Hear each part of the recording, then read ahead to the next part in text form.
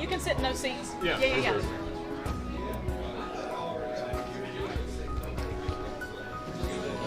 Yeah. Help us. You never have press come anymore.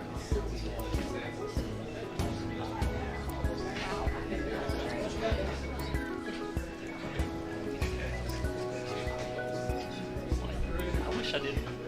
Yeah. I wish I didn't see all that. Yeah. Because now I can't unsee the Yeah. ones we're good. Stacy working on something. We're trying to get Trent's Pictures. portrait up. Gotcha.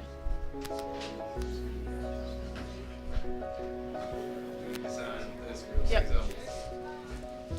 Always at the top of the list. Do you want, We'll get you used to it, Rich. Alrighty.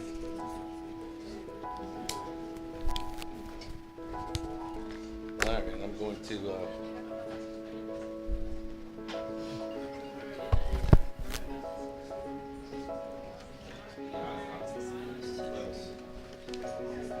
Hey, Stacy.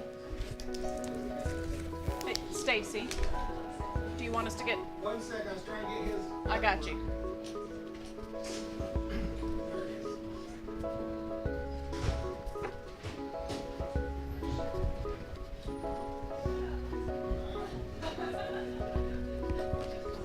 You ready? Drop it. Wait, hang on just a second.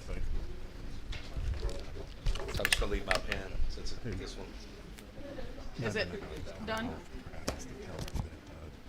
Thank you.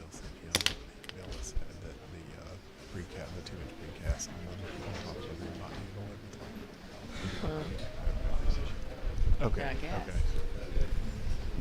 Okay. We good? Yeah. All righty. Welcome, everybody. I would like to call this February 14th, 2023, Valentine's Day, Radford City Schools School Board meeting to order. Can I please have a moment of silence?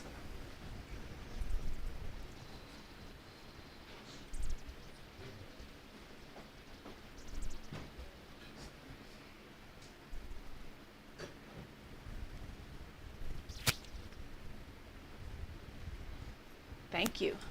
All right, would everyone please stand for the Pledge of Allegiance? Ms. Swing, would you like to lead us tonight, please? Yes.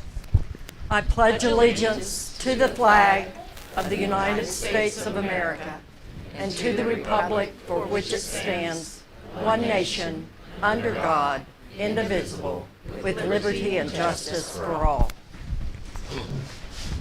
Thank you all. Has everyone had a time to review the agenda for this evening? Okay, do I have a motion to approve the agenda? So moved. I have a motion, do I have a second?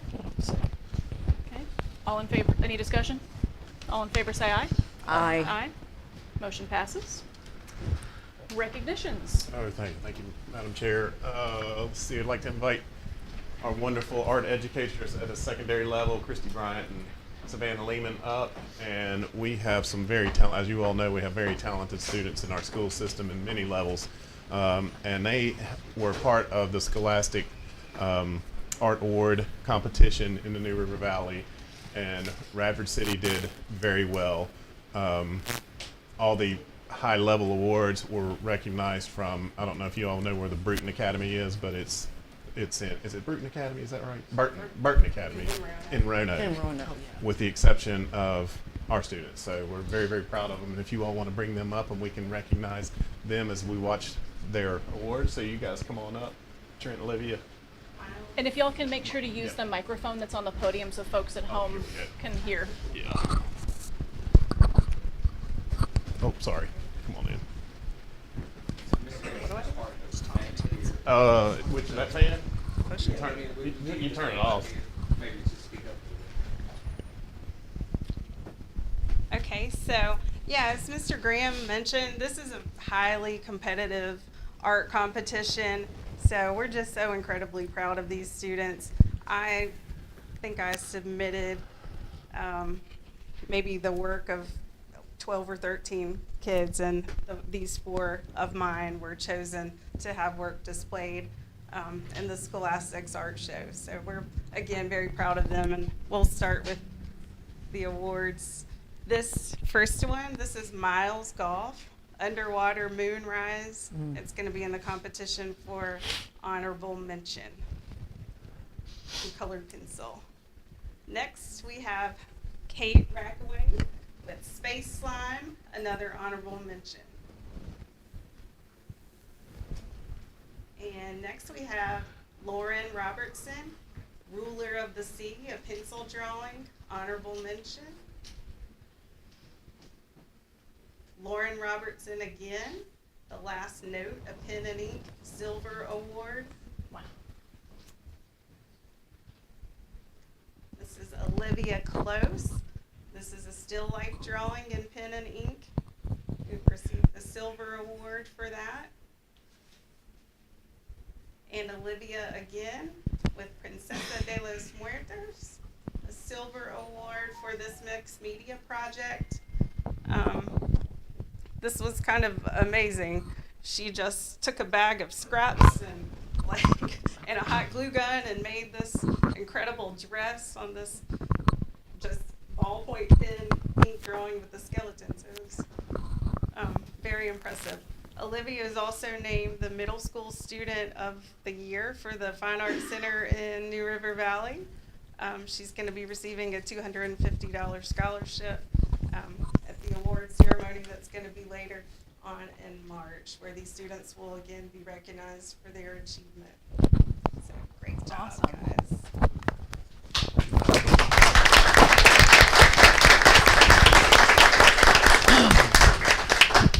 All right, and from the high school we have Trent Hollinsworth here. Trent is not new to the Scholastic Art competition. Trent won this award last year as well for one of his pieces, and his piece actually was chosen for the National Gold Medal as well, which is a pretty big deal.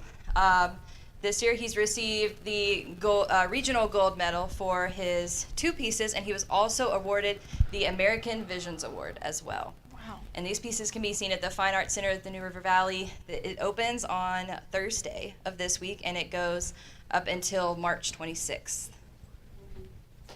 That's awesome.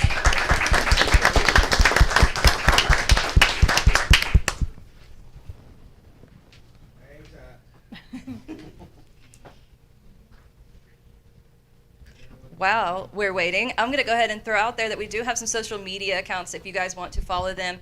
To see more of our student artwork, we have Bobcat Art Department on Instagram and Radford High School Visual and Performing Arts on Facebook as well. And we do have, can we go ahead and talk about the art show? So I have that, and Olivia and Trent's, correct me if I'm wrong here, we're part of the Blue Ridge Forum, and we submit art pieces to our region for competition, and we'll be submitting their work. It's somewhere around April, the end of April, beginning of May, that we go down to Henry County, and I think you both have a outstanding shot at winning this competition too. So, this is Trent's piece Do you want to talk here. about your piece a little bit? This one is called POV Society. I took a picture as a reference for this painting in New York City when we were down celebrating the Scholastic Awards over the summer. And I just thought the perspective was really cool, and I wanted to capture like a quick moment of people just like living. And then the next one.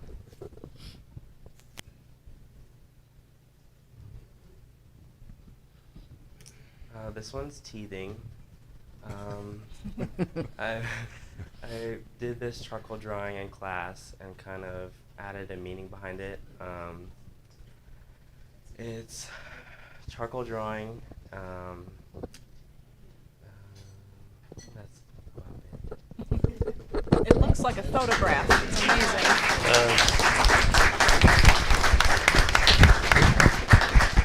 So our as you all know, all of our students are just so talented in many, many ways, and we're small, but we have an outstanding fine arts collection of many, many talents, and Christy and Savannah do an outstanding job of providing, as do Michelle, and the rest of our fine arts folks. But there is, so Christy and Savannah and Michelle have worked with Glencoe for a art show that will start. It's March 18th. The reception is March 18th from 11 to 2. So I hope you'll join us for that, as I'm sure these folks will have a lot of opportunities to present their pieces there, and that runs through April 30th at Glencoe. So it'll be the Radford City art show at Glencoe, and this will be the second year that we've done it, and it was a very good hit with all the pieces. It's not only just secondary art too, but it's also elementary art as well. So we look forward to seeing y'all's wonderful art there too, and we are so proud of everything that you do to represent our city and our school division. So thank you. We appreciate it.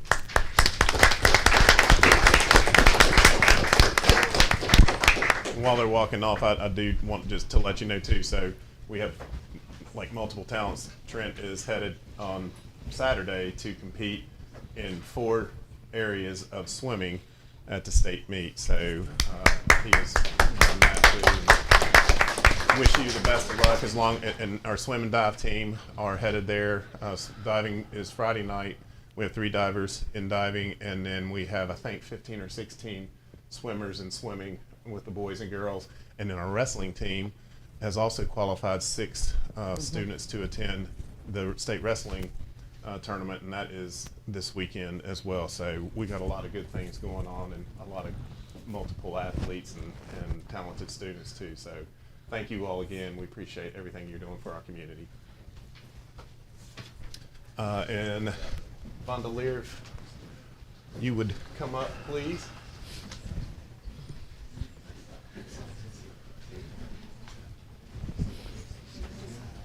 We'll give everybody a second to vacate if you're all right with that.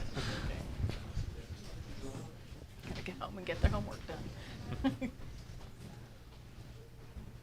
So this is Vandalier. She's one of our most consistent, most dedicated, passionate, and talented substitutes that we have, and she's always, we can call on her, and she's always saying yes, and the children love her, and we're lucky to have her. As many of you know, our substitute pool continues to decline as we move out of the pandemic, but she was just recognized, and we like to recognize our folks who do good things in our community, and Vandalier has really done a wonderful thing here and is being recognized at a very, very high level. And I'm gonna just read you this because it came from your daughter to me. So it says, hello family, I'm proud to announce that my lovely mother Vandalier Hubbard will be receiving a great honor in just a few days. She was graciously nominated by a city official who happened to be Chief Dodson, and will be awarded the Montgomery, Radford, Floyd, MRF, NAACP, Dr. Martin Luther King Jr. Community Service Award by the Montgomery, Radford, Floyd branch of the NAACP for her long-standing and tireless contributions and service to the community. She will be one of only 2 awardees from our region. Wow. That's pretty special. And we're very, very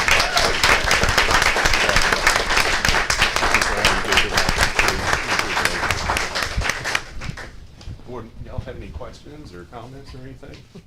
Thank you. Well, you're an amazing person in our community, not only in our school system, but in Radford City. And we love you and we appreciate you and everything you do for our kids. Being able to look to you as a guiding light is so important for our students. So we appreciate everything you do. And you got to introduce your husband too, because he does a whole lot for us as well. I'd like to introduce my husband, Billy Hubbard. My Billy, 2 children couldn't be here because of their jobs, and they wanted you all to know how much they appreciate you appreciating me. Richie Davis gave me my first intro into disciplining children because I used to babysit him. And, thank you. I learned what sneaky children can do. But I appreciate everyone in the school system for allowing me to do something that I dreamed so greatly about doing. Teaching is in our family. I always wanted to do it, but because of an automobile accident injury, I wasn't able to go back to school and get my teaching degree. But God gives us what man cannot. So I receive what I have from the Lord, and I receive what I get from each of you. This award is not just mine. You each contributed to me in some way. I can look at each of your faces and tell you right away what you've done for me. And it will never go unappreciated, and I'll always love you from the day that I'm here today to the day that I'm no longer here. Well, you're a wonderful role model for our community and particularly for our students. So thank you again for everything you do for us, Vandalier. We appreciate it. Thank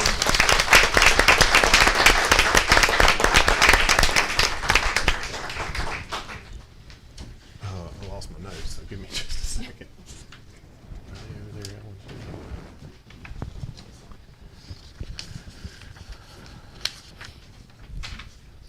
there, last thing is you all. This is your month, VSBA School Board Appreciation and School Board Clerk Appreciation. And the flowers that you have in front of you are made by Katie Gibbons and the students in our agriculture program. They did an outstanding job. The certificates that you have too are from the VSBA, and we just want you to know how much we appreciate everything that you do. We know it's not a high-paying job and it takes a lot of hours, but we're grateful for the support that you provide to our school community. So congratulations, and I hope you enjoy your month on Valentine's Day. Valentine's Day. Thank you, Carrie. Thank you, Carrie.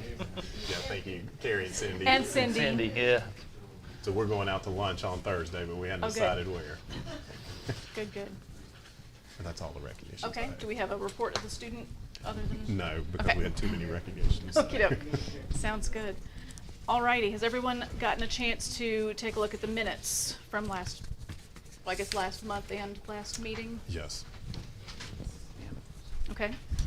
The bills and petty, has everyone good with the minutes? Okay. Bills and petty cash reports, did we get a chance to look at that? Student activities.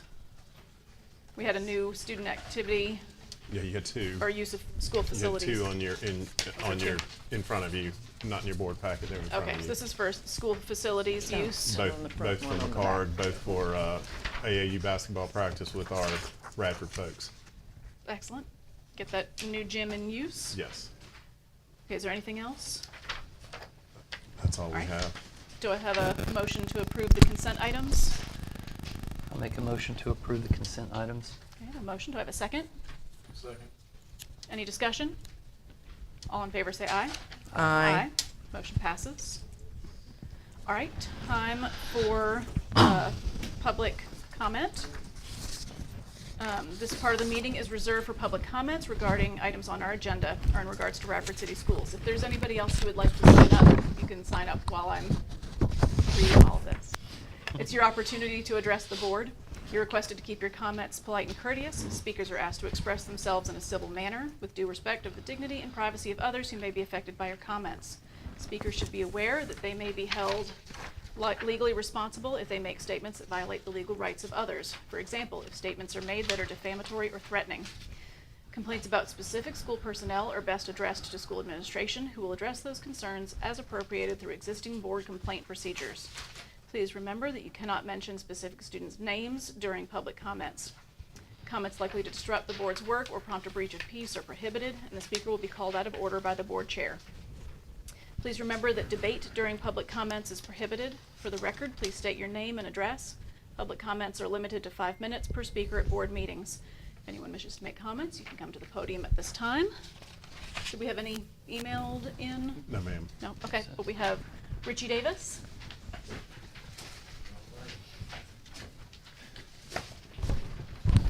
There may be some other people that want to speak as well, I think, but I'm not sure. They didn't realize they had to sign up. Okay. It dropped. You dropped your microphone there. Else that would like to sign up? We can pass this around if there's other folks who would. Is there gonna be an opportunity like after? No, sir. So you want to sign up now? Sure. Okay. Thank you.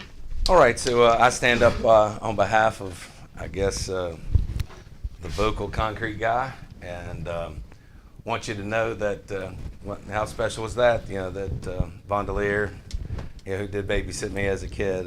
It's kind of neat to be able to see that, and of course I saw Miles Goff up here, kid that I've known his whole life. Had no idea that he was getting recognized, but that's what's cool about this community and place. You grow up and you do become closer, and you just you enjoy where you were raised, and it's very fortunate for me that I'm back here. And I'll just say at the outset, my main reason for getting involved in this was because of the rush and the push that was put on this board, both on the last board and this board, related to what to do with the stadium. Because as many of you all probably reached out, I know some of you reached out to the Lindenberg family and things of that nature, they see this stadium as special, as iconic, and the concrete part of it is part of it.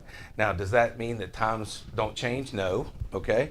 Does that mean that you can't have disagreement on how to go about it?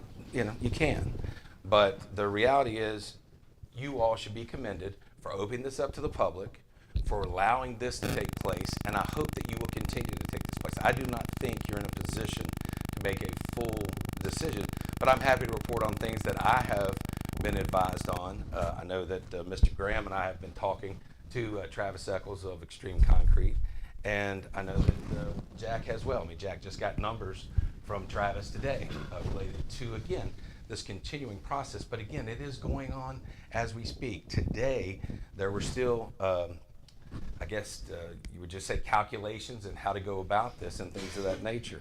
So one thing I wanted to just to give some public response to, I know that Jenny, you put on your thing about when Mandy said something about the, where do you get information related to, oh, well, shoot, you're going to have to, these are all. That's okay, we can share. Yeah, just take one of four. Yeah, so they're not divided, it's like just one of four. But what I did is just simply, those are just Google searches.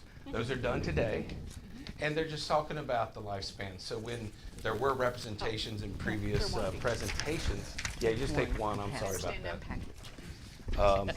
Have to give us directions. In the presentations that you all were given in November,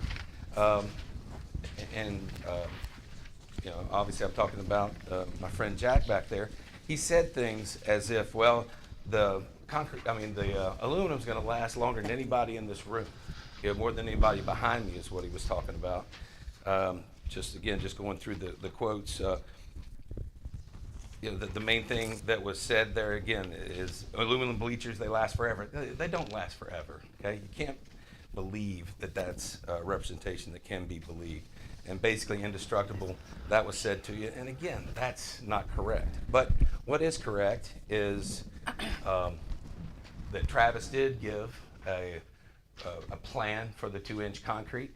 And in the 12 days since we've been here, and again, I was just informed of this today, that with Jordan Truesdale looking at some of the information that was provided to Jack, I think through Mr. Graham, that they have concluded that the one section kind of where it sags is the most concerning as to putting concrete on top of concrete and whether that would be successful. And so they're not signing off on that now, all right? So you really are back to whether you want concrete precast or whether you want this aluminum bleacher idea. And that's really probably where your focus needs to be. And would that have been something if you had voted or just stuck with a decision way back even in January? The answer to that is no, okay? You wouldn't have had a complete review of what needed to take place. And I certainly did not mislead anybody at all in the last comments. I basically said what people had told me, and I wouldn't get up in front of you in public to try to misrepresent anything. Just like where'd you get that information? On that Google search, it just shows that aluminum has a shorter lifespan than concrete. It just depends on how you look at it, how you go about it. Jack's an engineer, he can address his position on that, but my thoughts are these, that you all need to continue. You do not need to just make a decision tonight. There are investigations, these people, okay, Thompson and Litton, along with the superintendent and all of you all, because I understand from I'm not on Facebook, but on Facebook you all went to you got to see what aluminum is. You found your pros and cons related to that. And then you need to get the numbers on what exactly the precast is gonna potentially cost, and things of that nature. I think cost is the big issue right now. I know from Mr. Eccles, okay, because we're in talk with each other. I know that he knows that through Mr. Graham that we've all been talking to each other. He today gave numbers for simply repairing it, making this safe.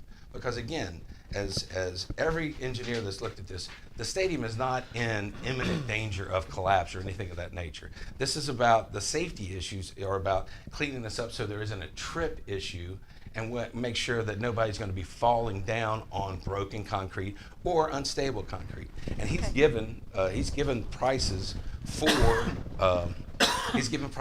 that, which again, if anywhere from 50,000 to maybe 150,000 would be just the repair. And how long does that last? The guarantee would only be for about 5 to 10 years, but it would get you into where you can do the stadium in a short term, and then go about your financial responsibilities, and then go about it that way. Anyway, thank you again, and I mean that, okay? This needs to be a public discussion.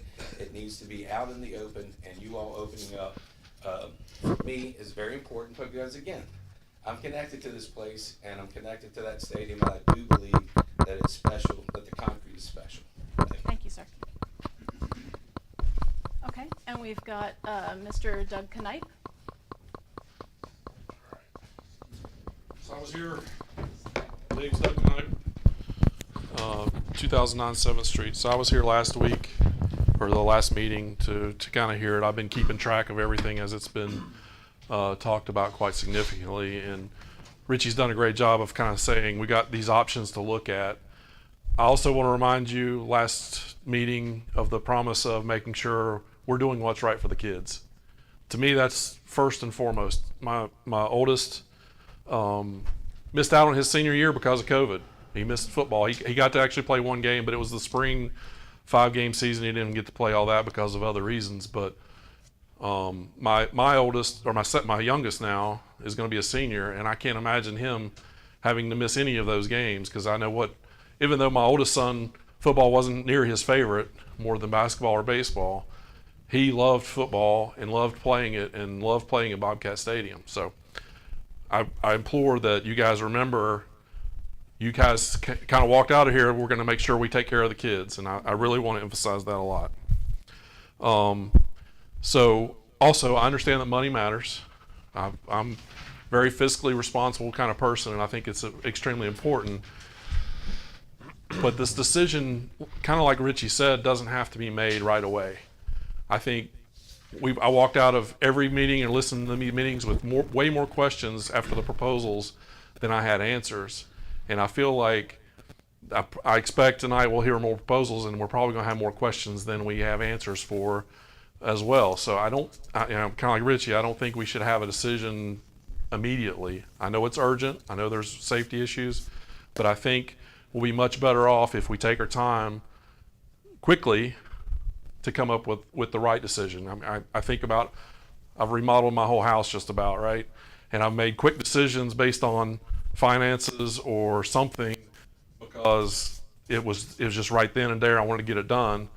And 2 weeks later, I'm like, gosh, I wish I'd have done this, or upgraded this as I went. So think about those things. Don't make a rash decision. This thing's going to be here for a long time, so we need to make the right decision, not just a short-term decision because that was the money we had at the time or whatever. So I want to implore that.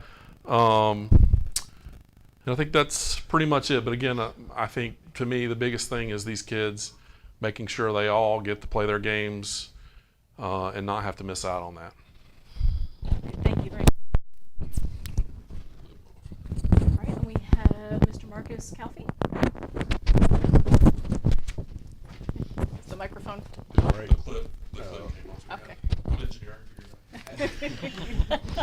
Hello, everyone. So I'm Marcus Calfee. So I just came to the board meeting just to see how things work and what you guys do here.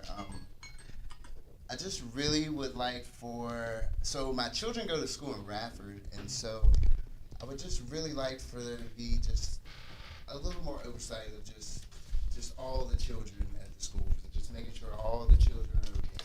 Because, I mean, I don't know, just things just came out in the news and things like that. So I would just like for all the children to be all right, and like my children to be okay at school and everything. And so that's really all I have. It's very nice to meet everyone today, and hope you have a nice day, nice night. Thank you very much. Thank you. We're glad you're here. All right. Anybody else? All right, thank you all very much. No, you already went over. I was extra nice. Thank you. All right, report of the superintendent. If you don't mind, I missed a recognition, so Oh, I okay. would like to do that first. And one of tomorrow's SRO recognition day too, and of course Thad's back there. Thad's been with us forever and has done a wonderful job at the secondary level covering 2 schools.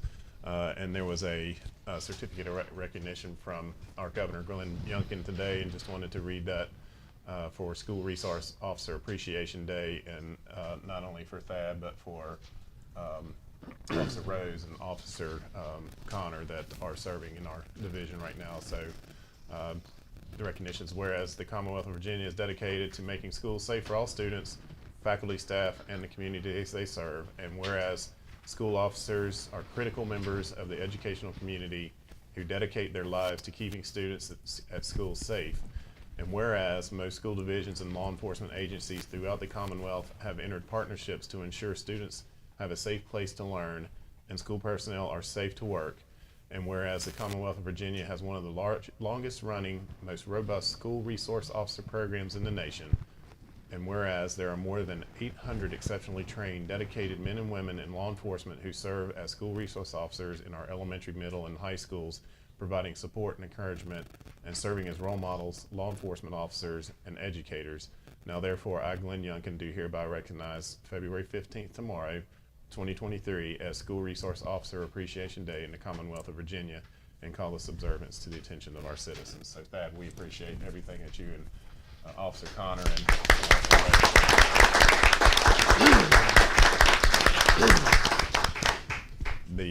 one of the best things that they offer is the relationships that they have with our children, and that's so neat to have them interacting with our children, because I think it builds a strong, positive relationship once our children get older and move into the adult world. So thank you for that as well. Thank you.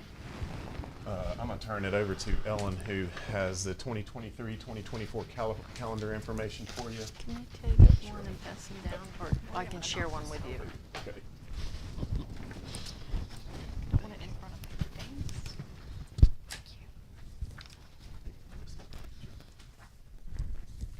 face. So when we put out the first calendar, we accepted feedback, and one of the biggest feedback that came through is, so I know you guys are familiar with this, but typically on our calendar, our first 2 work days are centered around Halloween. So we typically take Halloween Day and the next day, November 1st, and use those as the fall work days. One typically is professional day, the other one is conference day. But this year, they fall on a Tuesday, Wednesday. So the kids would come on Monday, be gone on Tuesday, Wednesday, come back on Thursday and Friday. And there was some concern about that. Just that it's a broken week. It lends itself to more absenteeism.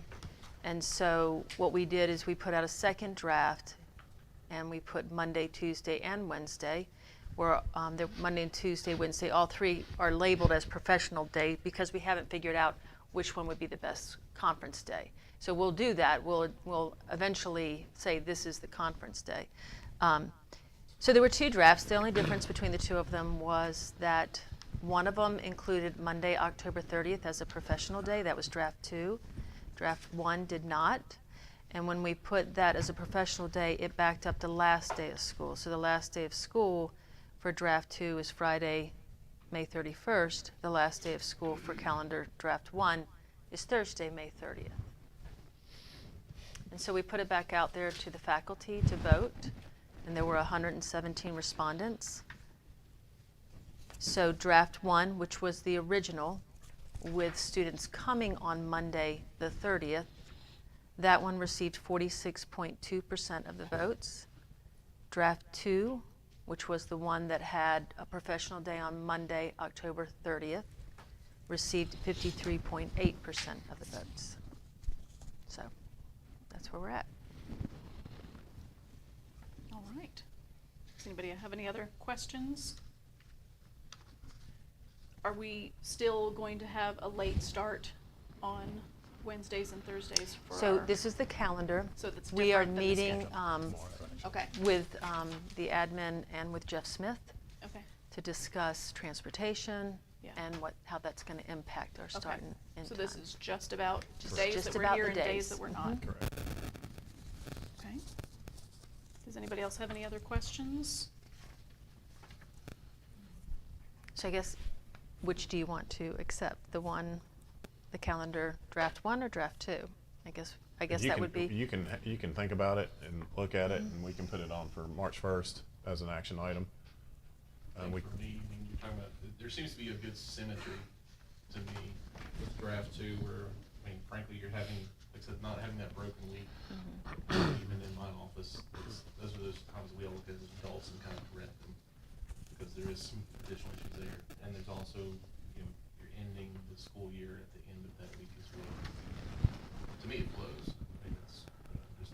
And if you all want to approve it too, which would help us for tomorrow's meeting, to Right. get the morning and afternoon times talked about and scheduled, you can do that as well. You can amend it to move it to an action item if you feel comfortable with it tonight. I'm okay with I'm voting. okay with it. I mean, if this is, what our staff wants, there's part of me that says, could we move that PT day to, February and make another 4-day weekend in February? If there's the 19th is when of February is, the school's closed, could the 16th?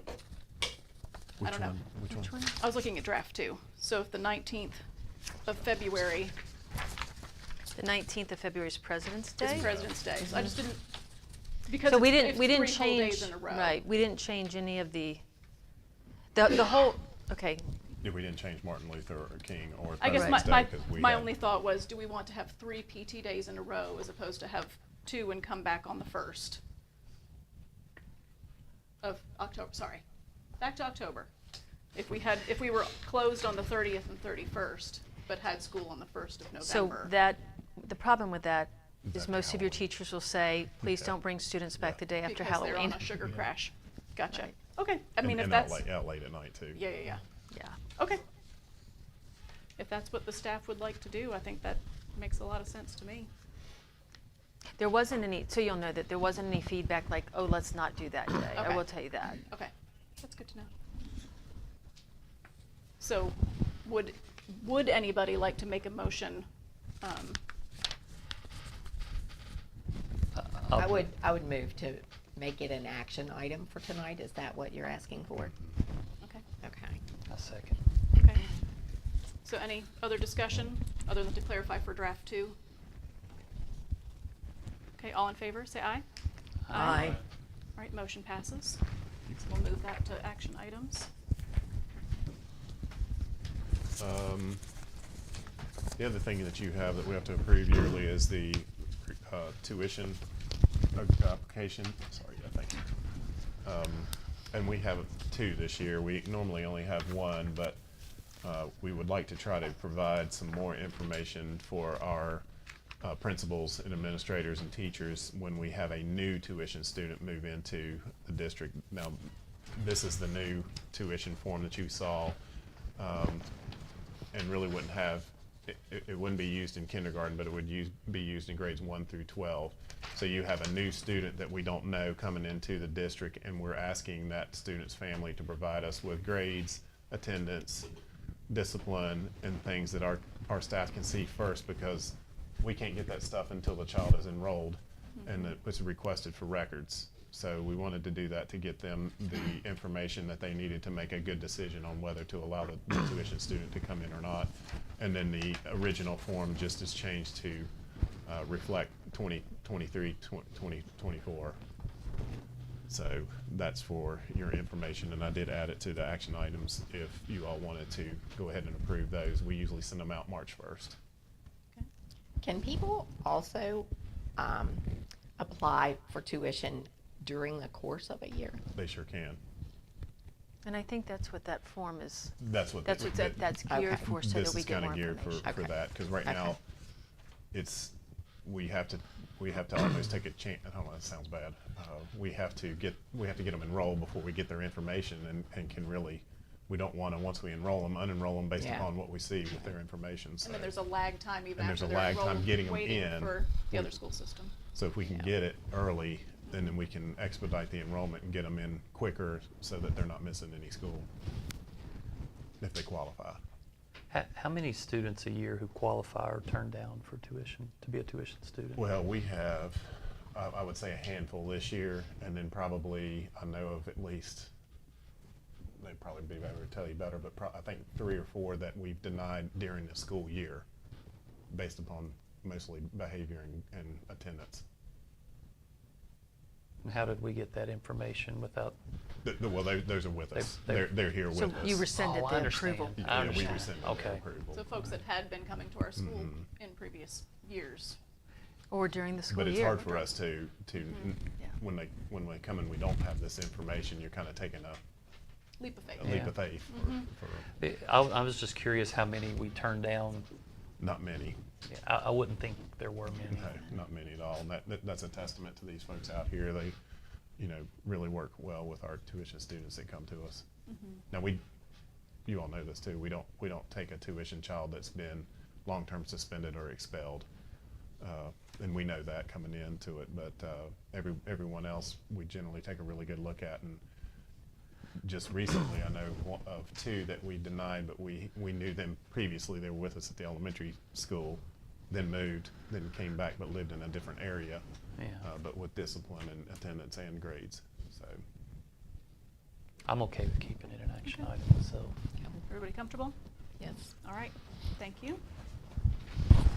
you Already know talked about Glen about Cove, and then just want to let you know that night school has resumed through the community schools grant, and so this is a really neat opportunity for our students to receive tutoring at the secondary level only, from 3:30 to 7. I think I have that 3:30 to 7:30. Is that right? 3:15 to 7:15. They can get individualized tutoring. They can get counseling from New River Valley Community Services. They get dinner, a snack, and this is really good for our students that we have to suspend, because they can come and it can knock them from a suspension, out of school suspension, to an in-school suspension, and they don't lose their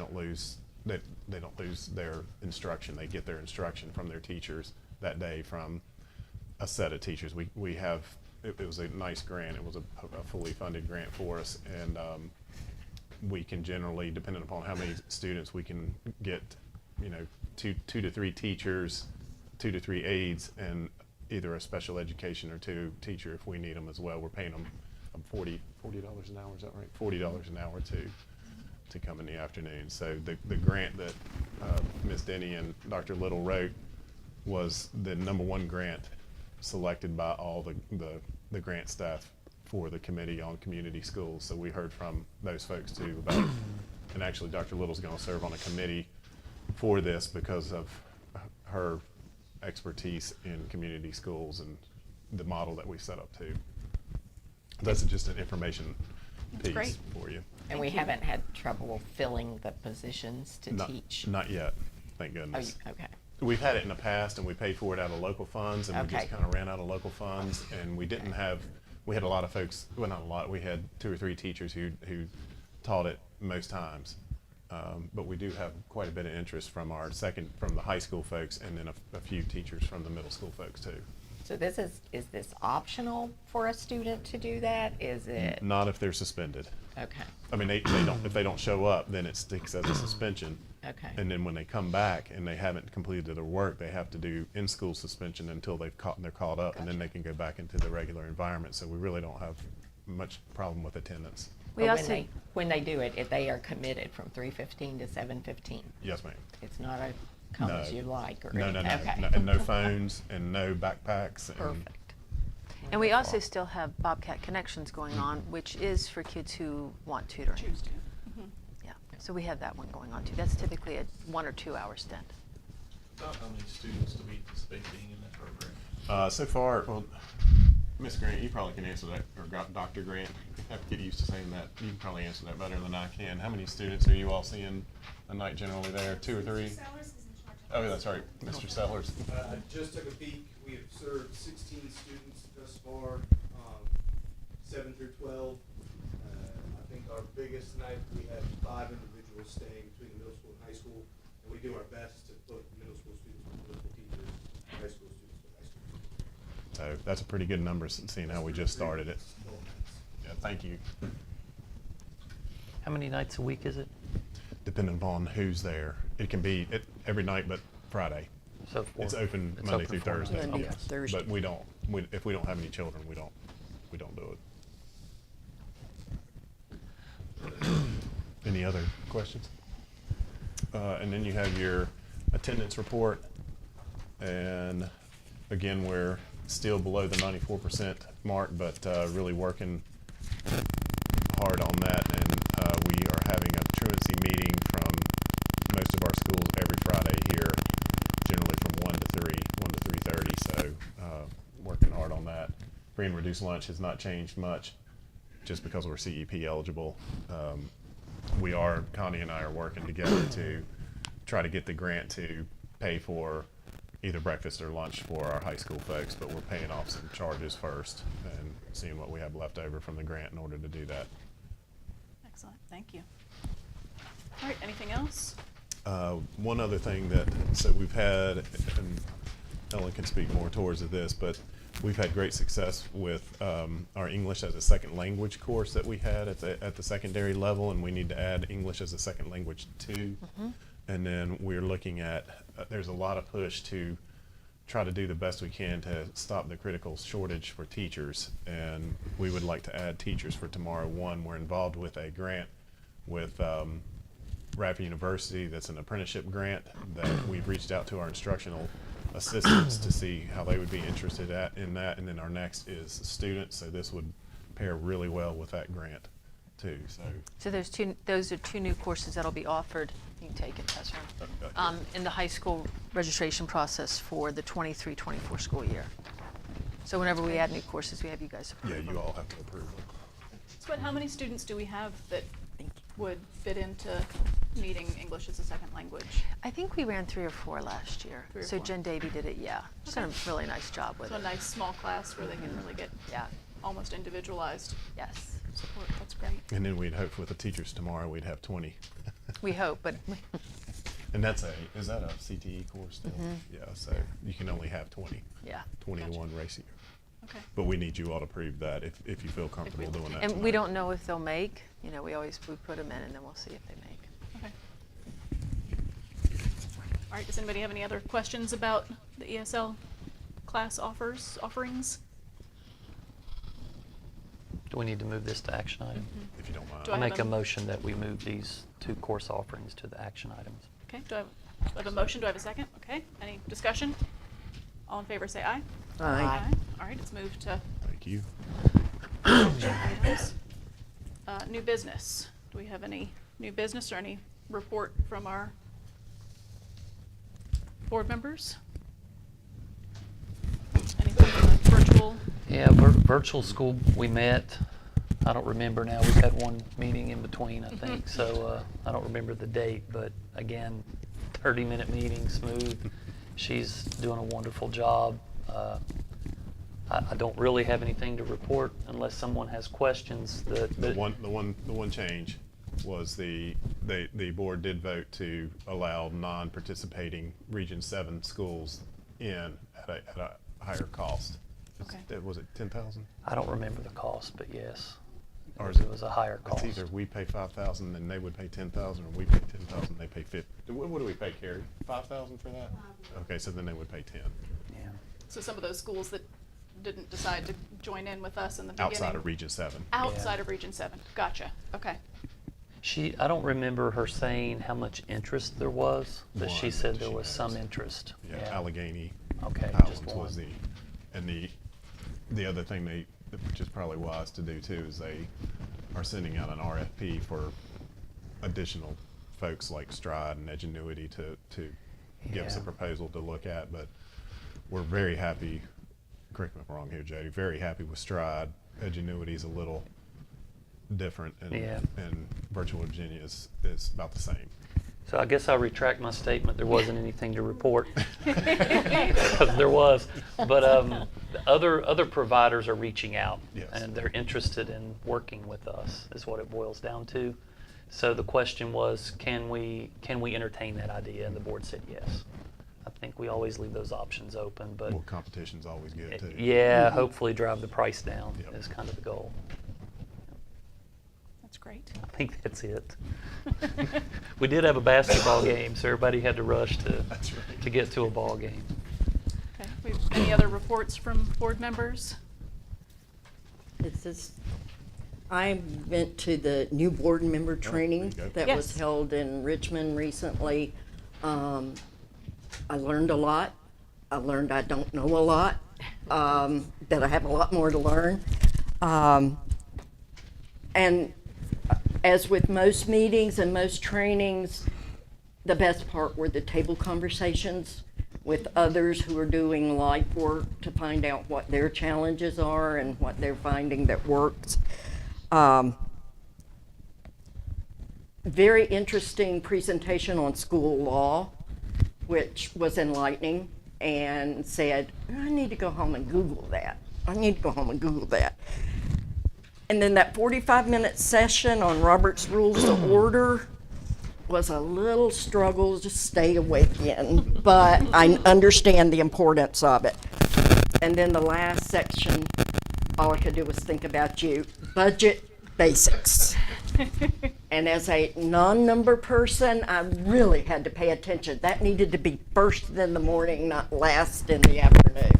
But it really was worth attending and helping get my feet down as a board member. Excellent. I'm glad you were able to do that.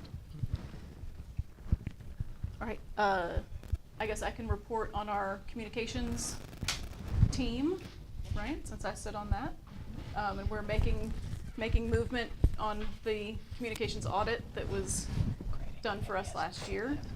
Making some choices about the website and how to improve that. Go on. I mean, if you'd like to, yeah. So, yes, we have a committee of about 20 to 30. We put out templates. We picked one called Imperial, and one of the reasons we picked it as the one we wanted to have as a webpage was the clear buttons at the bottom were very easy to find. And when I say that, it's like, one of the buttons might be school calendar, menus, transportation, things that parents would need quickly instead of searching. So we really, the committee really liked that one, we chose that. And then we had a survey went out to the communication team about colors. So we can choose blue and green to match the logo, or we can choose black, gold, and white to represent us as Bobcats. And we haven't announced this, haven't announced it to anybody, so, sorry, didn't send that email out. It's Bobcat colors. So we'll move forward with gold being the primary color, black being the secondary color, and white obviously is in there because of just like its colors. But Lena Patterson, Bev Edwards, and Darlene Lane are now kind of taking the ball and running with it, with transferring content from our webpage, getting ready to take it to the new webpage. And then our big hope is to roll it over July 1st. But there needs to be a training period for families and for all of us. For staff. Yeah, for staff. The nicest thing about the page, in my opinion, is that, it's forward-facing for our public, but there is a backwards-facing piece for our teachers. So we can upload things onto that that are really just for faculty, which will be nice. But we're hoping that we have a shiny new webpage that's easy to put things on and really user-friendly to the parents who are on there trying to find information. That's where we're at right now. Very good.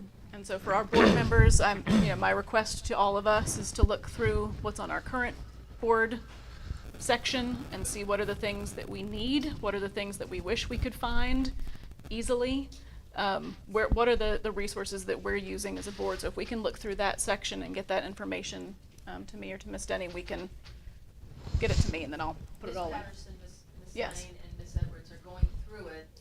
There's a way you can basically roll the web page onto theirs, but what we're finding is there's things that are outdated, there's things that's unnecessary, there's things that are just hard to find, that are useless, and so we decided that we will take the hard task of rebuilding it.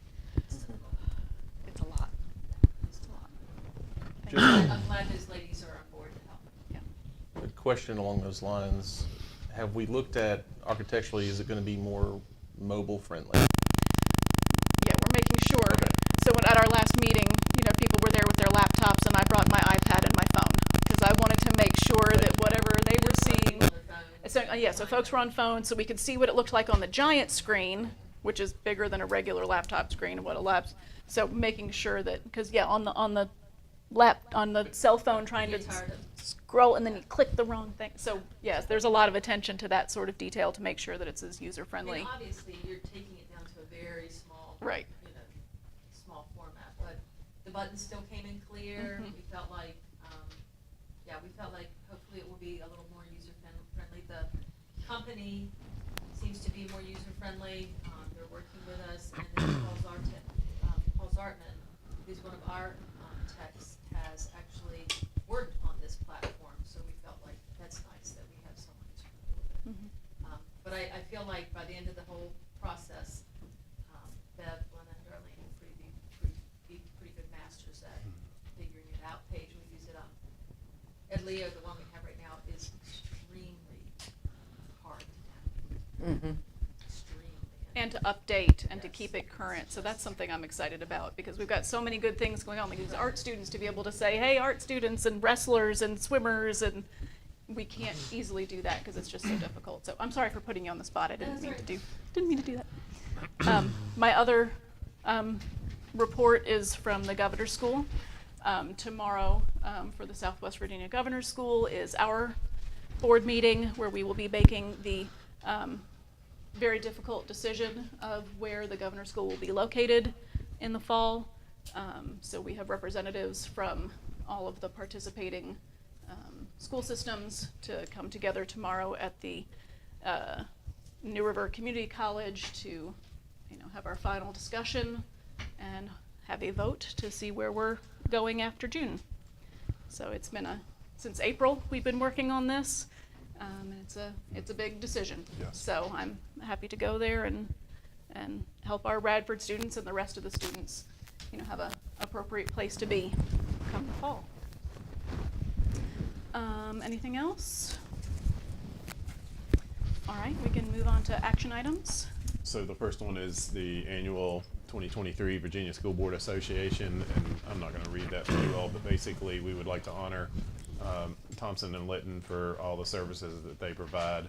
Mullins Funeral Home was big in providing us the scoreboards in the McCarg Gym, which are beautiful, and New River Valley Community Services. I mean, they have upped the school-based clinicians in our buildings. They provide us with Rapid Youth Adult Partnership.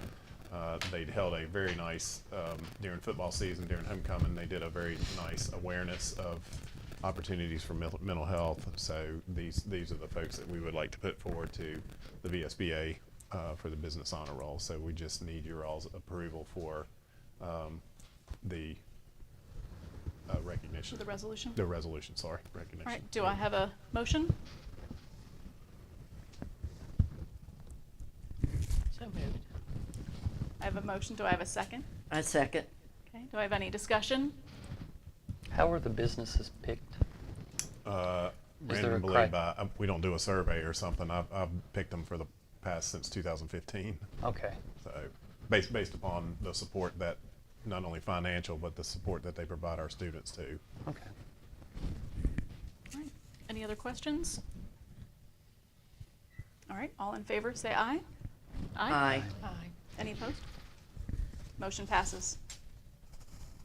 And then you have the new annual tuition application. Yes. So do we have a motion to approve the new and annual tuition application as presented by Mr. Graham? I make a motion to approve the tuition application. Okay, a motion, do I have a second? Second. Okay, any further discussion? All in favor say aye. Aye. All right, thank you. Maybe Motion skip the passes. RHS stadium until last. Yeah. The The E. 2023-2024 calendar draft 2. Okay, do I have a motion to approve the 2023-2024 draft 2 of the calendar? So moved. Do I have a second? Second. Any further discussion? All in favor say aye. Aye. Thank Motion you. passes. And then the course offerings. And the course offerings, do I have a motion to approve the, is it both ESL and ESL2? Or just the ESL 2 and teachers as for tomorrow. Okay, do I have a motion to approve the ESL2 and teachers for tomorrow course offerings for the 2023-2024 school year? I'll make a motion to approve both course offerings as presented. Okay, do I have a second? Second. Any further discussion? All in favor say aye. Aye. Aye. Motion passes. And then the RHS stadium, and I know, and Mr. Murphy's here to give some more information, but before he does that, I just wanted to give you all the money so you know what the money is. So in our capital reserve balance right now, we have $1,023,000, $23,038.92. Can you say that one more time? $1,023,038.92. And the school construction grant entitlement that we receive for the biennium this year is $1,757,815. And I'm not picking one or the other. I just want to give you the information based upon what we have, what we know right now from the current proposal that we have, which is 1.9 million. So we would need $142,185 from the reserves in order to pay for that proposal, if you so choose to move that way. And then that would leave us with a total of about $881,000 in our reserves, and that is the lowest that we've. And I can send this to you if you want me to. Please. Would be good. That will leave us the lowest that we've been in a long, long time in our reserve fund, and part of that's because we had the McCard project, and the McCard project was about $1.2 million over what it should be, and the school system paid for a lot of that as well, which is great because it's a beautiful facility. But now the good news with the reserve funds is Carrie's already allocated the debt service for that, but still it's for this year. But it's still, remember we have the gym and locker rooms that just took off, the science rooms that are well underway. I just signed a PO for the casework for the science rooms, and we will be signed a PO for the air conditioned bar units for the science rooms too. So we have some major projects along with, what the information that Jack's going to share with you too. Anytime that you do any of these projects, at least from what we've dealt with McCarg over the pandemic, you do want to have some type of contingency in there, and cushion. And we really don't. Well, we can use this 880, but it'll drop us to where we don't know what our carry forward funds are going to be this year too. So it really is concerning to me that we only have a nest egg. It sounds like a lot of money, but really in the scheme of things, it's not much. That's so fast. And it would go like we finally got a HVAC. We finally found an HVAC for the central office here, and that was, just for this room is $10,000. So we don't have a whole lot of money to play with. Did I send you all? And maybe I don't want. Well, Jack, why don't you? I was going to tell you that I talked to Chris Howard, and because he was going to get us an estimate. Are you talking about that for the bleachers, the rentals? Do you have that? I have it in here. Okay, then I'll let you take over. 50,000. Rob, just a quick question to be clear. The 881,000 capital reserves, the 400,000 debt service coverage has already been excluded from that? No, we paid for it this year, yes. Okay, that's correct. Okay. So the next payment will be for next year. Middle one. Okay. And then we have 13 more years, I believe, of that. I'm sorry, that's not right. 11. Okay. And Jack, thank you for staying here. Thank you, Jack. You had a marathon last time. Let's not do that again. Happy Valentine's Day. Happy Valentine's Day. My wife is waiting for me. Yes. Let's leave it at that. I will say, while there's a number of things that I could take exception to what I heard from Richie, and I'll address a lot of that in this presentation, I will take exception to one thing, and that I'm an architect, not an engineer. However, my company, we employ at least 50 engineers, and of which 2/3 at least 50 design professionals, of which 2/3 are engineers. So I have a lot of resources to rely on. So anyway, welcome back. Deja vu all over again. Oh goodness, I did it again. You should have that mastered by now. I don't know. I thought I was already in it. I think you got, there you There go. we go. Okay. I got the microphone part down. We're on it. Okay. Here's my agenda. You gave me some pretty direct marching orders, what was it, 10 days ago. Been working feverishly, had a lot of input. We've met several other contractors. I literally was getting numbers at 4 o'clock this afternoon, and when I got here, I'm going through, and Stacy helped me rearrange a slide. I didn't know how it got there. So it's very fresh. I've had some chance to digest it myself. I know there's some new information for you. It could be hard and confusing, and I want to make sure that there aren't really more questions after this, although I am presenting some new information. So I do have the specific things you asked for last time. There's some new information that we learned in that 10-day period. I have updated that cost comparison, and then there's a handful of other things that we've touched on and just new information that I've gotten. One of those, Rob, is the bleacher rental, so that falls under that category. Okay. So these were the 3 items that you had asked me to solidify from what we had, and I'm going to get into these in more detail when I get to the cost estimates, but I do have a cost I received this afternoon. It's the one I got at 4 o'clock today on the interim repairs. I believe that there's ways to reduce that cost, because we kind of needed a number to look at first, and some of it may be just making a decision to close an area where we won't have to do anything there. That will save some costs also. But there are some ways to do it. I think the cost that we have is a worst case scenario. I also got 2 items that I didn't have in my estimate for the replacement precast, was what it would cost to replace the foundations and the raker beams with a new precast that, if you recall, was like 3 steps instead of 1. I have that information. And I also got 2 proposals on what it would cost to replace the aluminum seats in a precast system, add the code compliant railings and guardrails, and a stair to get down onto the track. So I have a number for that. And then, of course, all that is in my updated cost comparison.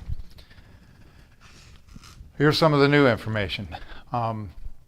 Unfortunately, most of the new information isn't necessarily good information, but we learned this last week while we were trying to determine the extent asbestos abatement in the crawl space area under the science labs, and we came across this letter dated May 1991 from Larry Martin to Dr. Wright.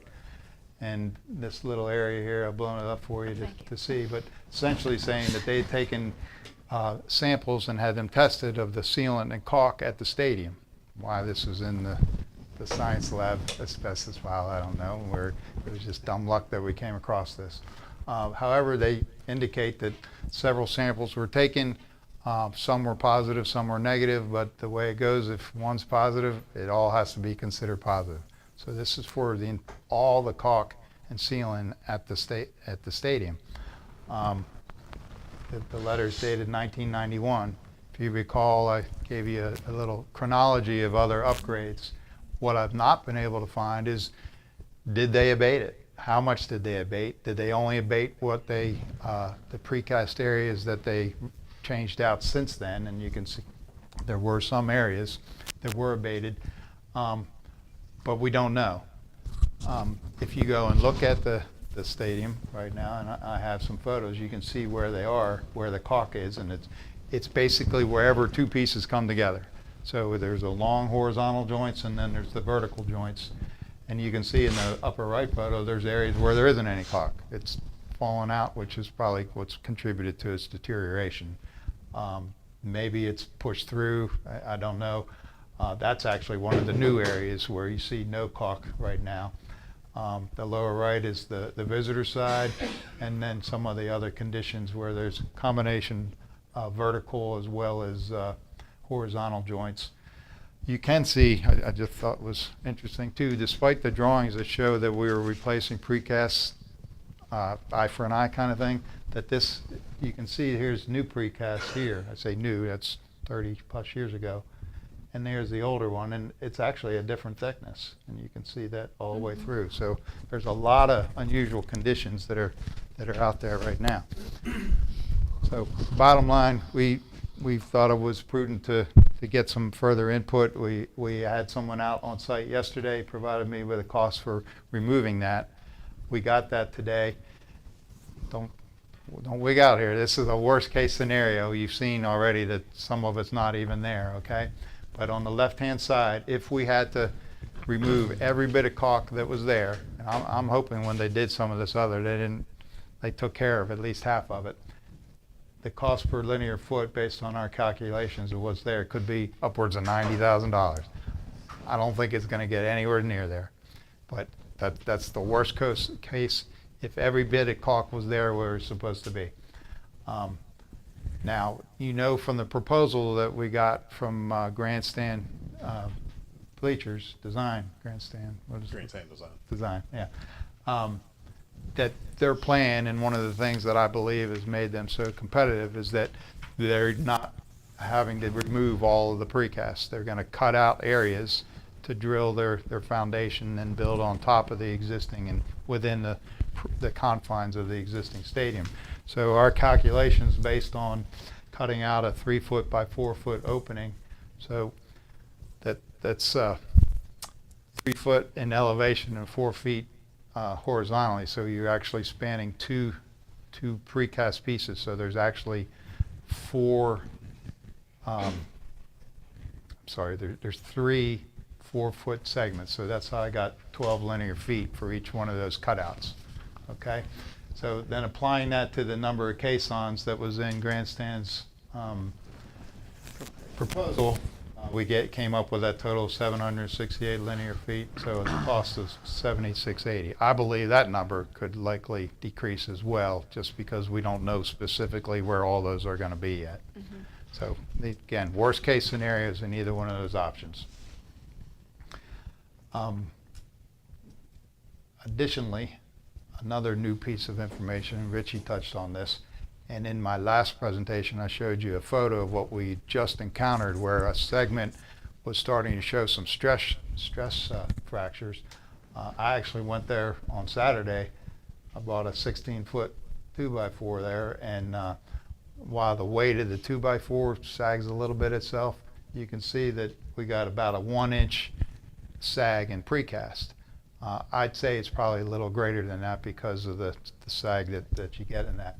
Travis and one of my architects was on site yesterday. Travis brought an aluminum screed for concrete. Doesn't very lightweight and doesn't bow. He recorded measurements closer to 2 inches. So we're very concerned about this area, and what that indicates to me with pre-stressed concrete is that the steel in the concrete is probably starting to fail to some degree. So if you know anything about pre-stressed concrete, why it's such a good item is that it's created in a in a controlled environment, and basically they take the rebar and they stretch it under enormous pressure and tension, and then they cast the concrete onto it. Once the concrete cures, they release the tension, and the steel brings it back together. Creates, I mean, it's super strong. It's able to do the spans that you see on bridges and things like that. So our concern here is that there could be some rebar failure because of some of this degradation and rusting that we've seen. So again, this is very new information. This area could potentially just be off limits with regards to other repairs that you're going to see, and it may reduce that interim repair cost because we'll just say, let's close this section altogether and we'll find a way to build a wall and cover it with Tyvek or something to keep people out of it, that sort of thing. So that's the new information, those two items. As far as the updated costs, this is what I presented back on February, and then these were the items that, in particular, that you asked me to get some hard numbers on, and I did, and I'll tell you right now, they went in the opposite direction. I know Travis provided me with the number where the 250 is right now. It's 10 times that. I'm not exaggerating. Now, Travis will be the first to tell you it's a rough order of magnitude. We gave him some information that we found.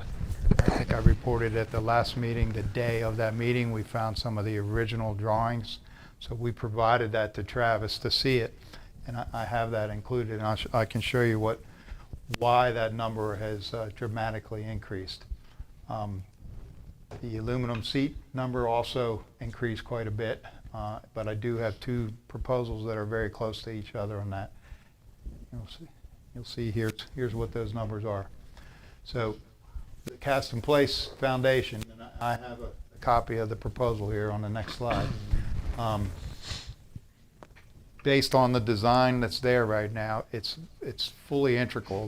The stringers that support those, they have an intermediate supporting foundation and a top and bottom one, and they're all integral. So Travis's quote is to recreate that basically. But first we got to demolish the old stuff. So there's additional demolition costs now that you see in that number. Go back one. You see I had demolition at 150. That was a number we got last time. It now went up by 110,000 to take the remaining front cast in place concrete wall and the rear one, which is actually below grade, out. So that includes that. You can see the figure there for the aluminum seats, railings, guardrails, and stairs. And that's a pretty good quote. I got one from Dan Clayton, and I got one from Chris Howard. Chris Howard said he did a very similar project last summer. He had some pretty real figures for that. The other thing that you see here is that are in orange that I've changed. I did to remove some confusion. You see on the left side where the NA is. Mr. Coffey, you had asked about that last time. It really wasn't NA. It's just that there was a selective portion and it was included. So I went ahead and changed that in the spreadsheet, and then I added the selective caulk asbestos abatement, worst case scenario, rounded that number on the left, and worst case scenario on the right. Again, I believe, particularly the one on the right, that number is going to come down quite a bit. And then the interim repairs, again, a lot more than I thought it was going to be, but I think there's some room in there, and I'll review that proposal with you where I think that room is and things that we can do and choose not to do. But I'd much rather present worst case scenarios, higher budget, than mislead you, make a decision, and then it goes south on us. So this is the drawing that we discovered along with about 8 or 9 other drawings, and we provided all those to Travis. We also recreated this layout and calculated the concrete volume of these stringers, and you know how many there are overall, 20 some of them. We included the drawings for the reinforcing, but you can see here also how integrated the existing front wall is with supporting that. And then there's an interim support, and then here's a retaining wall at the top. So it's serving multiple functions, and that's why Travis's proposal was to remove all of it. You can't just take out a piece and leave the other part. So with his number, I'll say this. I think it's worth thinking about the other proposal. Maybe it's worth having a specialty one-step piece made versus all this and reuse what's there. But it's still, it's going much further north than where we started, even if we were able to work out a solution like that. This is Travis's actual proposal, and you can see the figures here. So I took out the 110 and brought that under demolition because he had that called out here. This is the removal of the, I'm sorry, this is the cost to re-pour it. Okay, so it's kind of out of whack here. It comes to this part here. That's the cost to re-pour all the concrete stringers, and this is the cost for the actual, let's see, front and back, the wall replacements that were being removed to support all those stringers. So that's his number, $1,077,000 total, and that's reflected in that cost estimate. As far So as the, can I just pause you for a second? sure, So, please step in if there's something there. So that proposal is to, tell me what this proposal is for. Okay, let me go back to the cost estimate. It'll help. That proposal fits in these two line items. So that is to replace. Okay, so for replacing the precast that's there right now. Okay. So we already had this proposal from the precast company. Okay. And they told us that they recommended going with a different profile, a longer span. It would save, time in installation. So those new costs are now reflected in here and here. I'm sorry, here and here, 110,000 added additional demolition. And then this new cost is only on this side because this is already It's already included there. in that price right there. Okay, so what came from Travis That's right. fits into those two. That's right. brackets. And we don't need to do these things here because, again, it's included, but it's very selective. We're going to cut out areas Right. for this caisson work. Gotcha. Thank you for clarifying that. Yep. No, it's a lot. I understand. I may find something else that's out of order here as I move on, but please ask your questions. So here, this is the document that we provided Travis to quote on the interim repairs. It's a big drawing. Try to squeeze it all into one slide here. This is the home side, and this is the visitor side. As you can see, the visitor side quantity is quite a bit less than, and I think others have said that the visitor side is in better condition. All I could venture to say why is that maybe it's the sun exposure more than anything. It's hard to say. All the round circles, those are stairs, and these are the stair aisleways, okay? The round circles like this, that's where a specific repair to treads needs to take place. And then the smaller, these are actually red, the smaller ones are where we have other holes and gaps to fill, and Travis says, quote, is a combination patching those or putting some temporary plates. But he's quick to say also that these patches, he's not guaranteeing them, that because you're putting them on poor substrates.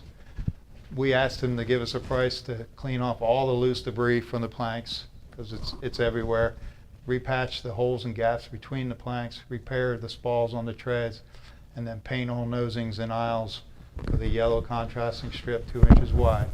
And we itemized how many aisles and nosings there were on each side. And that was the price that Travis provided us, and that's that $95,000 item. Now, I can break this down for you too, because it includes cleaning all the loose debris and pressure washing. Maybe we could find someone else to do that. The one thing that Travis told me that would be fine, but when we do the actual power washing, there needs to be a chemical additive to help make the surface bond with these patches. So he could provide that, and someone else could do it, or a school labor or volunteers. I don't know. That's something that could happen. The other is the painting of the nosings themselves. There's a lot of them, but it's certainly not a complicated thing, so maybe that could be broken out of here. This is obviously the biggest line item, all the holes and patches. This is the one for the stair treads and the aisleways, which I believe is the biggest safety issue, but the lowest cost there in terms of people going up and down the aisles. There's no handrails. So when we look back at this this plan, the area that had the sagging is in not only this section, but it also goes into this section here a little bit. So, you know, it's conceivable we close that off altogether, and then those repairs don't need to take place. And maybe where there's other concentrated areas that gets closed off altogether, and we don't have to do those repairs. So this is the worst case scenario. I think there's options here to reduce that cost. But we did identify where we thought there were problems that should be addressed. So, yes. Would this be in addition to the cost to remove the asbestos caulk? Yes. So 90,000 plus 95,000. So here, back here. So I've included here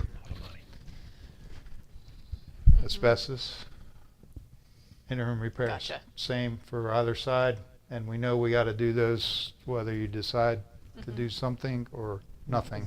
We're going to have to do something on that order. Good. Dan? Do we? I'm sorry. Sorry, go ahead. Do we have to do the full 95,000 No. set of repairs The- if we chose to do the staggered?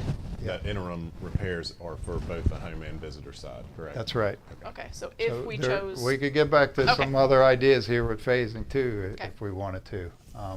When we got the cost for interim, or for temporary bleachers, we were like, whoa, Yeah. we're not gonna spend that much. Well, guess what? It's less than that.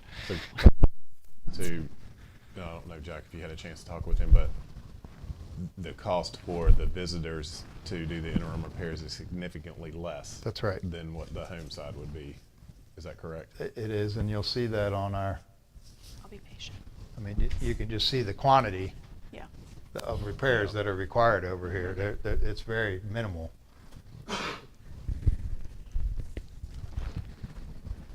Okay. Thank you. Sorry. Okay, I don't mind, we'll go back and forth. I want to make sure you're aware of it. So that's where we are on the cost. The bleacher proposal, aluminum bleacher proposal went up to account for the caulk and the interim fixes. The replaced precast went up pretty significantly. I still believe that's got to be a worst case scenario. There's got to be something that we could do that'd be less than that overall cost there. But it's still, I believe, separating itself quite a bit. The additional considerations I just wanted to bring to your attention, make sure you were aware of these things. We did receive a proposal. It was only from one company to rent some bleachers. I'll cover that in a second. We also received an unsolicited proposal from Dan Clayton, because they understood that there's a lot of concern about the feel of aluminum, so they proposed a concrete plank system, and I'll show you some details on that. It's obviously more expensive than their last proposal. And then we talked briefly at the last meeting about the possibility of reducing some rows that, in order to remove that elevation change at the rear, so you don't have to go upstairs before going back down. So I've calculated some actual numbers so you can see what that is. The other thing to keep in mind with that reduction, while it does reduce seating, it's going to reduce costs a little bit as well. So something to keep in mind. And then there were some questions today, some emails about the style of the aluminum bleachers, how they drained, how you sat on them. So I have some details to show you on that. And then just the discussion on the longevity of the systems. So real quickly, this is the quote we got. This is verbatim. This came from Grandstand Design for 1,000 seats. It'll be comprised of 10 rows at 180 feet long. They bring them in mid-August and take them out at the end of football season. $55,000 to do that. They assume that be located on the track, whether they're on the home side or visitor side. I don't think it matters. But that gives you an order of magnitude to consider there as a possibility. This is the Dan Clayton unsolicited proposal to go with a pre-engineered hybrid precast, and it's essentially an aluminum system, and the entire structural system is independent. It's similar to their other aluminum system. It would sit on caissons on steel beams. And you can see the section here that everything else is the same except the actual walkways. And it's a small precast that's cast into an aluminum frame. And you can kind of see the deck there, but the risers and the seats and everything else is all aluminum. But you can also see the price for that. And this is kind of as he called a rough order of magnitude cost that there's a lot of factors that they'd still need to consider, but when you add up both sides, you're looking at a cost of almost 3.5 to a little over 4 million. That doesn't include what they stated before. We got to remove the existing bleachers. So that price, that 150 from before, would still be added on top of this. So I just want to make sure you know there are other options out there. And again, I'm not pushing one over the other. I just want to inform you, and so you can make informed decisions. We talked a lot about stadium capacity. Some of this, I don't know how aware you are of this. I began this a few weeks back, and I just really wanted to know how used is the stadium. You know, particularly if we were to close off some sections in the interim, but then it piqued my interest again when we were talking about if we eliminated a few rows, how big of an impact would that be? I also inquired about other events like graduation or track and field, soccer, especially things, and I think everyone was in agreement that the football games are really the greatest attendance getter. And obviously closer teams and rivalries are going to have increased attendance. And you see here that, and these are figures that were provided by Mr. Wade, you know, paying customers. This is home and visitors combined, then the bands, and then additional passes. So this is the total of the last year's 5 home games. The biggest one, of course, being the Christiansburg game. But even that game, total attendance with these additional in there was less than half of the capacity of the whole stadium. So I think that's something to think about. The average of all these, I realize it changes from year to year and who's here, but the average is about a little over 1,400, and that's around 30% of the full capacity. Now this is based on the capacity today, how it's currently configured, because if you recall, the figures that we're given are a little bit less than that 4796 because it's now code compliant and we got more aisles and so forth. So what I did is I took a look at what if we removed a couple of those rows. We talked about this briefly, and Chris talked about it, and I think it was off the top of his head, but the actual number of seats per row on the home side, if we took one whole row out, would be 192 seats all the way from one end to the other, all the way across. Those top rows have handicap seating in them now. If we eliminated the handicap seating, we'd just go down to the next one. So those figures wouldn't be reduced. So if we remove 4 rows, that would remove that elevation change completely. We'd be flush with the back, but we'd also lose 768 seats by doing that. And that would drop the home side down to 2150 versus 2918, okay? If we only did 2 rows, we'd reduce that height by half, so we'd bring it down almost 2 feet. And we lose 384 seats. And then a similar analysis for the visitor side, so if you chose to do that over there. The visitor side, just because of how many rows there are, it's not quite 4 feet. It's just a hair over 3'9". Slightly different configuration, but you can see in 130 seats are lost per row on that side. So again, looking at the bottom here, as designed, that combined 2918 and 1476 is that number. If we go back to our attendance figures, and if I look at the maximum attendance from 2022 and subtract that from that number, we still have a surplus of almost half, which leads me to my next spreadsheet here. So that top row crosses the same one from below. So here's several permutations. I mean, there's probably, I don't know how many more there probably could be, but if you did 4 on each side, 2 on each side, 4 on the home, then Yeah, so you can see how it works out.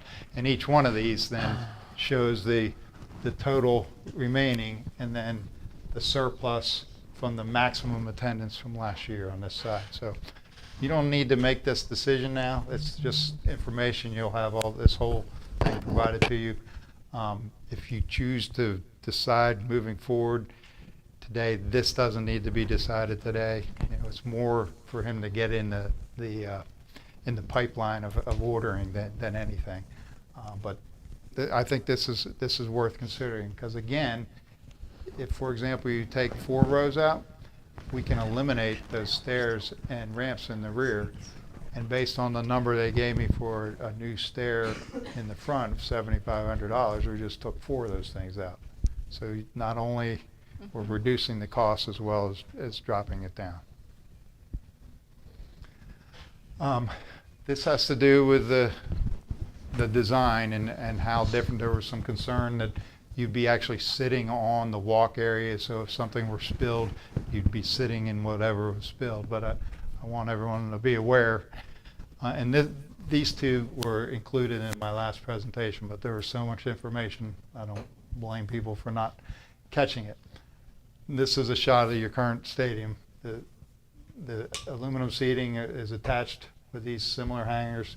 It's, I don't know, 4-6 inches above the concrete. It varies. The new system, very similar. What's different is this decking system and how it all goes together. And part of the rigidity of this system is the fact that these individual pieces, each one locks together. And you can see at the locking point, it forms these continuous grooves. And those are actually small gutters, okay? So any rainwater spills and that kind of thing goes into there, travels along these gutters, and then at the intermediate points, there actually is a slide on their website. There's an under bleacher larger gutter that collects it, and it's going to bring it down to the drains that are in front right now. So hopefully there's no standing water, whether it's a spill or a rain, that kind of thing. So this does address that. And of course, those treads too are slip resistant treads, which I think some of you got to see down at Radford. What I've highlighted here is, again, from their website, you know, just a solution for fully controlling water and liquids to prevent them from draining below or out in front of the stadium. Liquid drains through planks into channel system integrated into the plank design. At the same time, a gutter channel positioned below the male and female joint, which is where these 2 are coming together, runs full length, capturing the liquid and bringing it off. So it's a pretty good system. And I'm not one of their salesmen, but I'm impressed by it. A lot of discussion about longevity. Maybe there's some hyperbole there in some of the discussions and jokes that this thing's going to be here a lot longer than any of us. I still believe that's the case. I know a gentleman a couple meetings ago, maybe his last meeting, said how, you know, the heat stress or steel stress or fatigue, I think was the word that he used. Aluminum, particularly extruded aluminum, has to be one of the most stable metals that there is. I mean, it's used for this on purpose. It works pretty well with the heating and cooling, and it's able to expand and contract and retain its structural capacity capabilities. I'd say this might be a little bit of hyperbole, but this is a quote from the grandstand design. Okay, and he said, you know, easily 80 years, possibly 100. Climate has a huge impact on any metal. You will see, though, in the marine settings, you see either stainless steel or aluminum, but it's going to hold up better than steel in general, than, you know, untreated steel in those environments. But it's going to last a long time. I mean, that's all I can say. That nothing lasts forever, and yes, if it's abused, it could, you know, a piece or 2 might need to be replaced. At the same token, precast concrete, that's why they build bridges out of it, right? It lasts a similar amount of time, and I will not deny that. And if it's done correctly and it's maintained, I mean, what typically leads to the disrepair in bridges and so forth is the use of salt. And as soon as it starts to get in there with the freeze thaw, and then your steel and rebar starts to get affected, that rusting, just the pressure it creates, it causes it to break down. So that's what I have to say about the longevity. You're welcome to Google it yourself. I mean, of course, it's in the internet, it's all true. So I know my wife, as a veterinarian, her favorite words when the client comes in is, so I Googled this before coming in. So there's a lot of information out there, but I'm here to just present the data as we see it. I think that's the extent of what I have. I'll be happy to go back to some of these things, go back to that cost estimate if that would be helpful. Yeah, that'd be great. Can I ask a question about the cost? Is this the time? Yes, sir. You talked about taking rows out. Is there a cost per row that we would save? How if we brought it down to the current elevation, taking 4 rows out of the home side, what is the savings on the aluminum bleachers if we went that route? Well, I asked that specific question and I got a range, and it was up to 2% of his 1.5 million. Now, if we take it and we move 2 ramps and 4 stairs, that's 2% right there. Okay, so you still have the cost of 2 rows. So I'm sure it's more than 2%. But it's in that neighborhood. I don't have an exact cost, but we can get that if we're serious about, making some of these other adjustments. Like I said, there's still time to do that kind of thing. I understand. I'm just trying to think of cost savings with the other projects that we're concerned about. Remember too, How that's going to play. Jack is doing this right now all on his own. We haven't entered a contract even with Thompson and Litton. He's put a ton of hours, as have Dan and several others. So we're going to have to enter a contract with them for their services. Thank so that'll you. be a cost. Thank you. So, that's good. You have a nice new stadium in your hometown. I'll No, still I'm be just- proud of whatever you decide. So, To answer your question, though, Dr. Ray, is that I know the price for that stair that we're going to take down.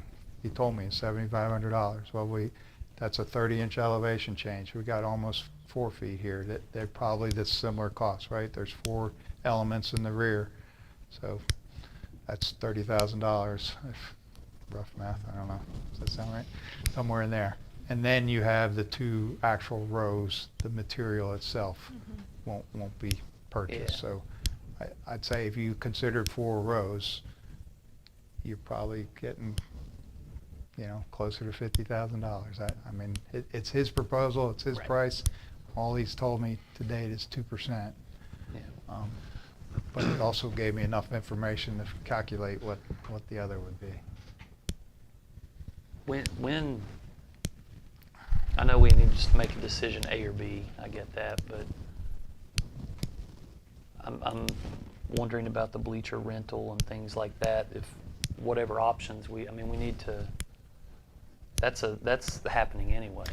Something is. That's whether we go happening. with the repair. Those repairs don't have to happen. Well, We could one or probably the wait other. till the Either summer, repair or maybe, rental right, has to to happen. do those, or at least a couple months. But there's time to work out, I think, an approach to that remove some areas in exchange for not spending that money. And I think it's certainly the attendance figures would support closing off some sections, even if it was just temporarily. We heard from Mr. Howard too, who said that he feels confident that because of visitor side, it doesn't require as many repairs and would be less money for us, that he feels confident that we would be able to fit everybody in the visitor side for the 6 home games that we had. But he also said that he felt fairly confident too that if we got everything in time for this proposal, that they would be finished by, I think he said, the middle of September, into September, and we could open up, Yeah, if we allow them to start doing the work on the home side. Yeah. So you have So that's another bleachers and use of the visitor side, we could have the whole new home side available by middle of September. And that's his original proposal. But remember also, he said he's willing to they'll hold off on the whole thing. So all those phasing options, you can just say, it's your decision. We'll wait till it's over, or we can save a portion of this $95,000 right now and go with some bleacher rentals. I mean, there's a lot of different pieces for you to think about it. But again, those don't need to be decided tonight. That chess game of sorts, that does not have to be decided. No, I'm concerned with bleacher rentals, holding off. I mean, remember our trailer rentals went up. Everything, Well, so people he- quote prices and then well, I'm sorry, we can't hold to What that. concerns me too is I think he's given and I'm not, I'm a Bobcat too. I'd like to see the concrete bleachers as well, but when he says that, tomorrow I gotta let him know what we're doing because the price ain't gonna hold forever. And 1.9 right now is the lowest that we have. I'm afraid that if we don't, it's y'all's decision. But my concern is that if we don't move forward with something, that price is just going to continue to go up. I mean, we've seen it with McCarg. We're going to see it with, and what also worries us in talking and Kerry too, unless there's another round of ESSER monies coming, we don't have that support anymore. So that federal money we won't have to bail us out, so to speak, for some things that we need. And we've done a wonderful job of updating our schools. I mean, Bell Heath was 2009. McCarg now was open this year. The high schools had a lot of repairs to it. We're looking at the gym and locker rooms and science rooms. We got a lot of good things going on, but it is depleting our funds. Rob, I appreciate that, bringing that up. I have some additional, Jack, first off, thank you. You have been a trooper and a half, and I know I've been a particular thorn in your side at times. Not at all. I'm a numbers guy, but I do appreciate all the work you put into this pre-contract. More of an opinion question, just something for us to consider, unless I've missed something. We're talking about moving, regardless of situation, either the temporary bleachers or in the installs. We're talking about moving heavy equipment on our track, correct? That's right. Okay. That is essentially going to guarantee that before we use the track next season, we're going to have to make those repairs. Did I miss something there? Nope. No. And that Okay. was kind of planned in the phasing and the available grant and that kind of thing. Okay. That would happen after the stadium project, We're hoping the 2024. Hoping the grant comes through this spring. Crossing our fingers and hoping it does. And That's right. You know, and then we are awarded it and Yeah. we apply for it. So I don't remember off the top of my head. Does anybody remember what the number was for the track? 7? It was seven and some change, right? 700. Yeah. Yeah. Well, Ken, what was it again? 700, and then like 500 for the grant paid for most of, or 550, I think it was a grant from the. So we're still talking about 200 and some change Yeah, that was going and to that's be from. that's manageable though. Just being this guy, I mean, keeping track of the numbers we're talking about here tonight, if we go with just the repairs, we're looking at $595,832 remaining in our capital reserve. If you do the If full we do- 95,000. If we do the full 95,168 for repairs, we do the 90,000 for caulk, we think it's going to come in less than that. But I'm like Jack, I'd rather hit you with something high than come in low. But if you get, again, if you do, and I think you're getting at what I'm thinking too, is that We're on the same page. yeah, because if you do the visitors side repairs and the visitors side asbestos abatement, it's Yep. not going to be nearly as much as what the home side is, and it'll save us a lot of money. And then we're looking at, we know, without question, if we do this, we're going to have to repair the track before we can use it next season. Or we tell our students, I'm sorry, we upgraded the stadium, you can't use the track. Correct. We can't do If we Okay. don't get the grant. If And we don't unless get the have grant. unless Okay, we have a and- great carry forward money. Fantastic grant writers we have. God love you. And I bless your hearts as a banker, I love y'all. But I have to look at guaranteed because we are talking about, public money. You're right, but the other avenue And- that we have too is, the stadium and track are all community used facilities. Sure. And, at some point the city has said to us, if you deplete your capital, and I don't want to deplete our capital reserve funds. I think there's too much out there that's scary to do that if we don't have a nest egg. But we need to maybe. We should go to them, but I can tell you Maybe. based on conversations, I know they're the having city a hard doesn't time have too. money. Yeah, they're having a hard time too. You know, and I'm not saying that they'll say no. I'm just saying it has to come from somewhere, and that well's getting pretty. It's Their getting well dry. is almost dry too. Yeah. That's my concern. I'm looking at, and I don't want to monopolize this, but I appreciate you bringing it up in the last meeting. This was your concern, and I told you. I mean, the hair in the back of my neck was going. What are you doing? Because I think the rain's coming, and we don't know what to expect as Yeah. far as the next biennium. I think Yeah. we'll present our budget to you all in March, and right now, Carrie and I have worked hard on it and feel like that we're going to be able to give a raise, and a pretty significant raise, and keep the baseline as is, but that's going to be about it. Yeah. There's not a lot that we can do. Yeah. That's And so my my concern concern. is then if we don't Yeah. do this now, so Yeah. as much as it's the concern is if we do this now, Yeah.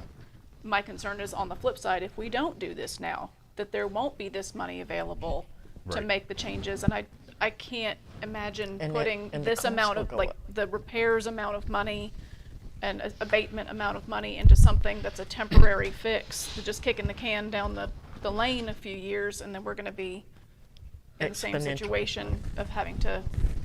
Yeah, there's no guarantee that you're going to get that 1.7 million from the state. Really helped us this biennium. As far as I know, that number is off the table after tonight. After tonight. Yeah, that's So we correct. agreed to keep that number, so you saw the difference with the other ones. And Yeah. if you do wait. I think if he did another proposal, I mean, he'd be willing to do another proposal, but it would be higher than that. It would be higher. Yeah. For sure. What happens to that 1.7 million if you don't use it right now? It would go back, kind of like, or no, that's You have to state use money. it or lose it? That was state money, so that could actually could that carry forward for us, or there? You can carry it forward into next year, but if you don't spend it, then you have to return it. Yeah. On what it, excuse me, for what it is, the purpose of it. For the purpose. It's meant strictly for capital projects. Now there's a bill out there with the legislation about reimbursements for construction projects that we've done, but some of the language in that is interesting. It's if you've had one of them is if you've had a construction project completed before July 1. And I just asked Delegate Ballard if we could change that language to completed or beginning or completed before or after July 1. And that would encompass the McCard project, and it's a pretty significant amount of money, but I don't know if that would pass, and we can't really count on that. I mean, we're hopeful for it. How long will the interim repairs last? Not sure if I cut it off of here, but I believe Travis had indicated that he wasn't guaranteeing them. Certainly in some areas they're going to last better than the others. I think the ones where it's really degraded, that's probably what's going to, We don't know. fail He was initially. fearful when I talked to him on my way over here. He's fearful that a year at best. Oh. So, What's that? and that reminds me also that back on that 2-inch topping thing, it's more than just where the sagging is. It's, again, what you're putting it on. And then how do you deal with the joints that are there right now, and do you telegraph those through? There's areas where the precasts are butted together and one side sticks out 2 inches. So how do you deal with that with putting a 2-inch topping on? There's a lot of circumstances that, yeah, from out here and just hearing about it is one thing, but going to the site and looking at all those conditions, it's very different. That's a lot of money for a no guarantee. Yeah. Or for a short term, Or a anticipated. Band-Aid. Right. It's a short-term Band-Aid, that's exactly right.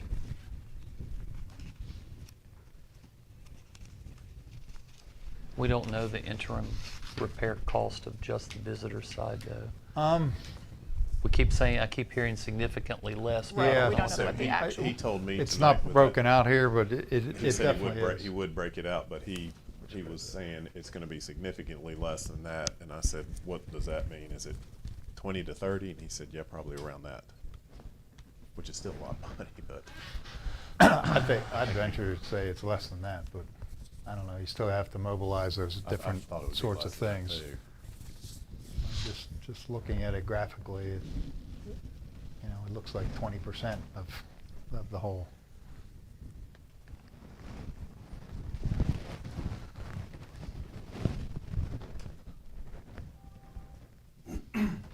Any other comments or questions?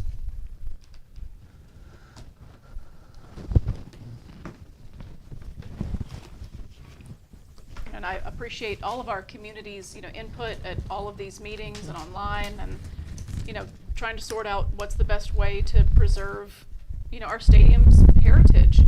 People have been Radford Bobcats their whole lives. They've played on this field and looked to the stands, that have been concrete. If we look back at these numbers, 4 million and up, clearly we just don't have the money to do that. And if we were doing the concrete, it would displace our students from being able to play on the field. Is that correct? I mean, we don't have a certainly a proposal much on larger undertaking. It's a much larger undertaking, and our safety is number one for me. Our students are a close number two, and the cost, and it's out of the realm of possibility for me to consider, the precast.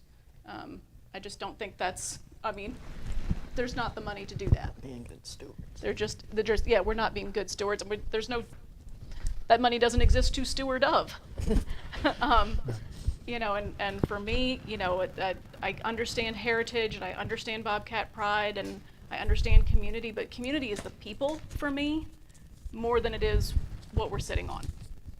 And this is my opinion speaking for me, not on behalf of the board. I want our students to be on our field. I want our fans to be in our stadium. And, I want it to be structurally sound, fiscally responsible, and longevity. And it looks like either way, we would have a long-term replacement, long-term life. But for me, the concrete the precast is off the table for me. And I think that, spending, $180,000, give or take, to do, a full stadium repair doesn't make sense either. When we don't have a guarantee that would last more than a year. So I think, I appreciate Jack coming, and I appreciate everybody's input and thoughts on this. And we know that this proposal is only good for a day, and I don't want to, take that as you have to do this or else, because we do want to make sure that we're making the right choice, and not just because there's a time limit on it, but we know that this price is going to go up if we don't make a choice. And I think I gave each of you a copy of this, both electronically and hard copy too, and there's some strong points in here of legal responsibilities that we have as well. Does anybody have any other comments to share, thoughts to? I'm worried about the track now. Me too. I mean, we're going to, in the wondered that at spring, the have to be last looking meeting. at 700,000. That's last year's price, by the way. More. So that may be 1.4 or 1.2 or whatever it ends up being. So to me, this isn't just a bleacher discussion. And that's money we hope we get a raise next year. I mean, that's kind of where we hope we get a grant. We have the Arnheim House sitting there, and our enrollment continues to increase, which is great. And we could use that building for a lot of things, and we just wrote a grant, or a concept paper for a grant that would hopefully, what is it, 3.5 million, that would, yeah. That's to see if we would be eligible to apply for the grant. So, we're trying hard, with the buildings that we have, but they're old. And we spent a lot with the oldest one that we had here, and it looks fantastic. And you know, it's nice to walk in there and see it being used by the teachers and how 21st century it is for our children. But yeah, these are some tough decisions. I just really can't shake, and I appreciate everybody's thoughts on it. I can't shake the fact that we're looking at, of course, no one's going to guarantee a repair. I wouldn't. You know, I would look at it, any repair I do on my own car, I'm looking at it and saying, you know, Maybe it'll hold. the Maybe warranty's it'll for 90 days on the box, but yeah, I'm sure it's good. You know, repairs we did in the 90s are now deteriorating. I was there in the 90s. I sat on those bleachers. I sat on those stands, and I'm back in them now all the time. So I do understand that. I'm intimately familiar with the stadium. But there are, as you pointed out, there's a lot of things around our school district that those funds could be used for, possible overruns. We don't have to short other projects if we are watching this one appropriately. Correct. Well, but you know, we don't those have are the ones to, we know about. Yeah, and that's what I'm saying. We don't know when a boiler you is know, going to cut out or we know the $10,000 chiller's to gonna- replace the HVAC system Yeah. here is there. Okay, what if the contingency? What if? I know I ride that horse and I stay on it because that's what I do for a living, is plan for those contingencies and what ifs. I told you guys I'm stuck on that and I just can't get past it. I think it's something we have to look at, and knowing that we put heavy equipment on, and I've operated a lot of different heavy equipment. I've had the good fortune of having friends in the industry that let me go and play. I don't care what the surface is you put it on, it's going to wear, it's going to rip that track up like there's no tomorrow. I am not okay with telling our students, you can't perform on the field this year, you can't play football on it, you can't play spring soccer on it. By the way, you can't run track because we tore up your track and now we don't have the money. I'm not okay with that. I can't. So I mean, that's my spiel of, and what we all know is an impending vote. And I will try and be quiet now. No promises. I would just say, I know what would be the easy thing for me to do tonight. But I'm not a budget expert, but I'm not an undue risk taker, and that's what this feels like to me, because I have concerns about unexpected costs, not only with this project, but all of the other projects that we have planned, and I don't like the feeling of, well, you have to do this right now because the prices are going to go up and we'll never have this chance again. I don't respond well to that.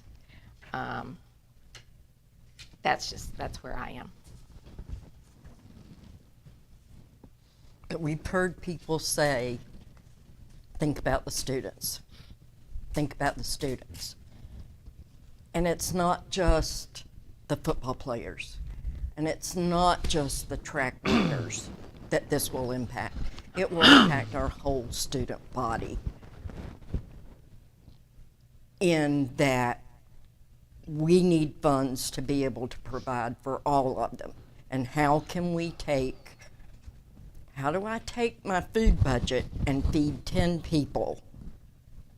How do we take our budget and provide services for our athletes and provide services for our art students that were here tonight, for our musicians, for our actors, for our career and for our horticultures? How do we spread that money out to all of them? And that's one of the concerns I have, is if we take this great big pot of money that's going to last a year, what have we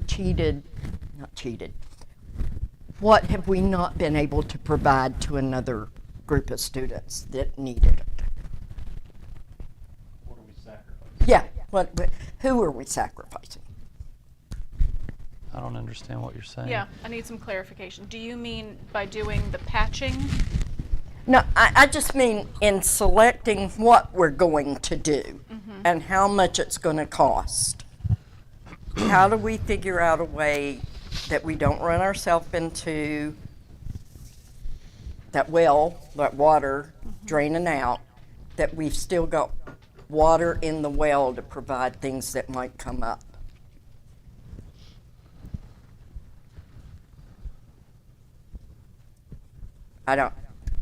I'm still listening.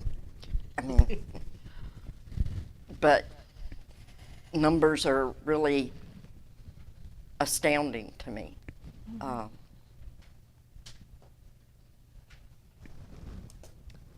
Is there a recommendation that you have for us for how we should? I feel it's a tough decision.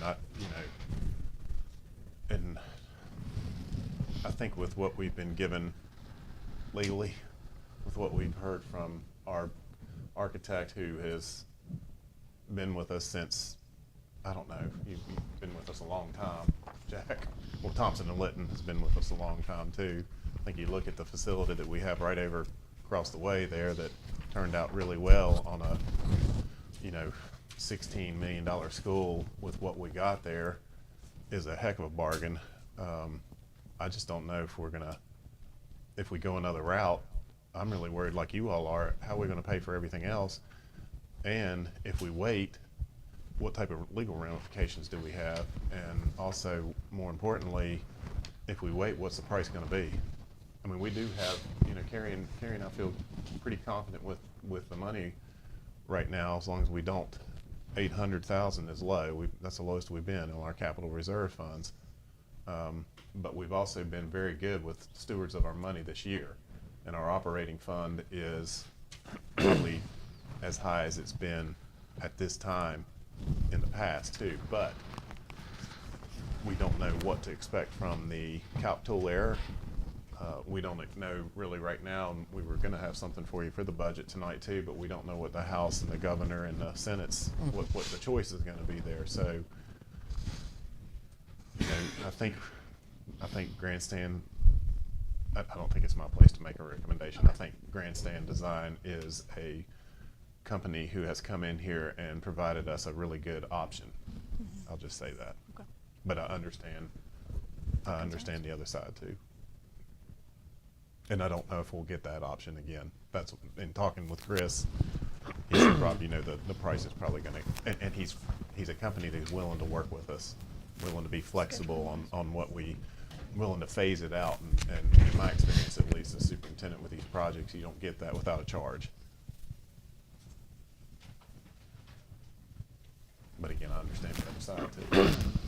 I just worry that. I don't understand the other side. Like, to me, we have three choices. We repair them, we go with aluminum, or we go with concrete. Right? We have to do something. I mean, I'm looking at a document. Or Thompson and Litton guarantees us that they'll last for the next whatever years with the repairs, and I'm assuming that won't happen. Well, the other side, I guess, I'm talking about is the concrete side, which is significantly more expensive. I mean, Yeah. almost double, right? So I'll tell you where I'm at. Just my stance. I'm willing to vote.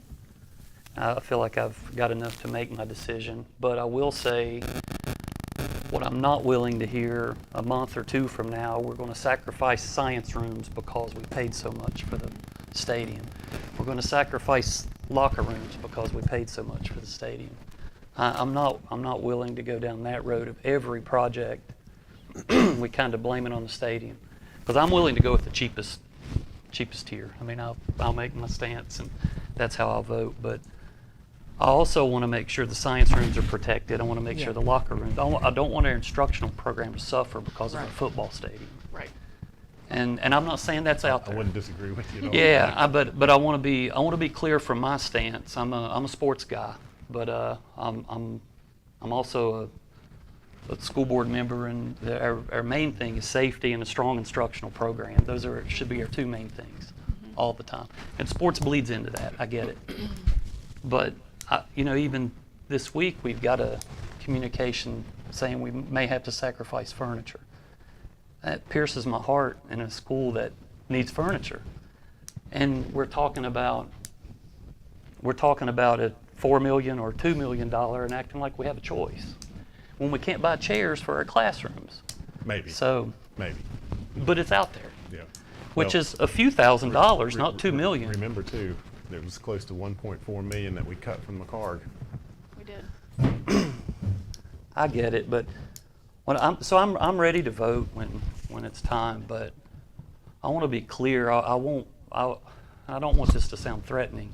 I don't want to hear about cutting our classroom stuff because of this. I really don't. And that's not you, Rob. That's just generally speaking. I don't want to tell you that.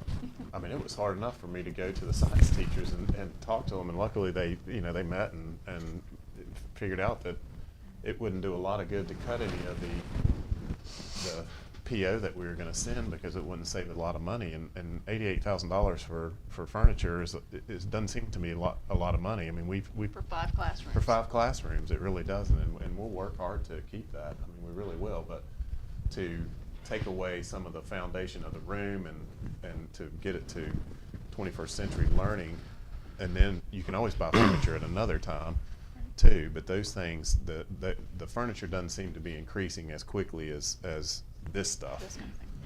And all the storage areas that we want to give them, and the water and those things that they've asked for. And Yeah. we did send in a PO for that too, so that's on its way. But I can't, Ms. Jody, I can't guarantee you that. I can't come to you and say, I know, but I guess what I don't. That's why I preface that with I don't want it to sound threatening. That's not what I mean. But I don't want the football stadium held over our head financially for the next 5 years, because I'm of the opinion we have to do this. We have to do something, and everything's expensive. missed. Exactly. I mean, and I know the public's not privy to that, but basically we have to do something, is what it says. But I will say this, and I'll be quiet. I'm ready to vote, but I do think the board needs to have full oversight of all the plans, be involved in all the decisions, because if I'm putting my name on it, I want to make sure that I understand the phasing in and out everything. And I'm talking all the projects.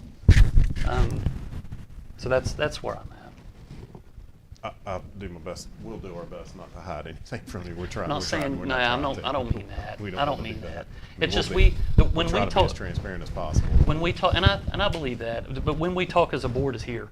Yeah. I know. This is it. I know. So we don't have the chance And to we're- discuss we're this. small enough too, where I can go over to find out about that. The increase in the science rooms that we didn't think would happen, and I can go over and talk to the science teachers and have a discussion with them, because we value the input from our community. Okay. And I don't think if you all do decide, whatever you decide to do, we're going to continue with Thompson and Litton too, because they've been really great to work with. As long as Jack works for free. Valentine's Day. If he votes tonight, he doesn't do a contract for his work. Oh, gosh. He does enough pro bono stuff for us. Well, I understand the risks, and it is a risk because we don't have a guarantee on that money for the track yet. But I understand the risk also of putting this off even longer. And for me, I feel like that's a greater risk right now. We need to make this work for these students. If we, put it off even another month, that puts the whole timeline off again, and we run the risk of our students not being able to play on the field, and that somebody could get hurt. And I don't want, number one, I don't want anybody to get hurt, but I don't want, liability on our staff for having to keep a constant vigilant eye on what's going on there if somebody were to get hurt. So I'm also ready to vote.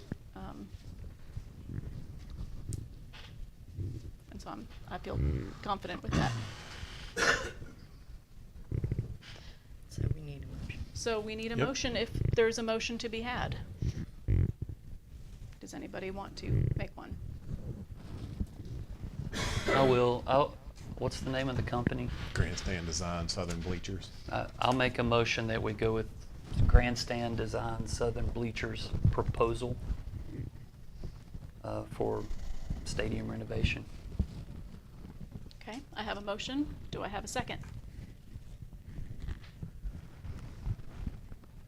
I'll second. Okay. Is there any further discussion?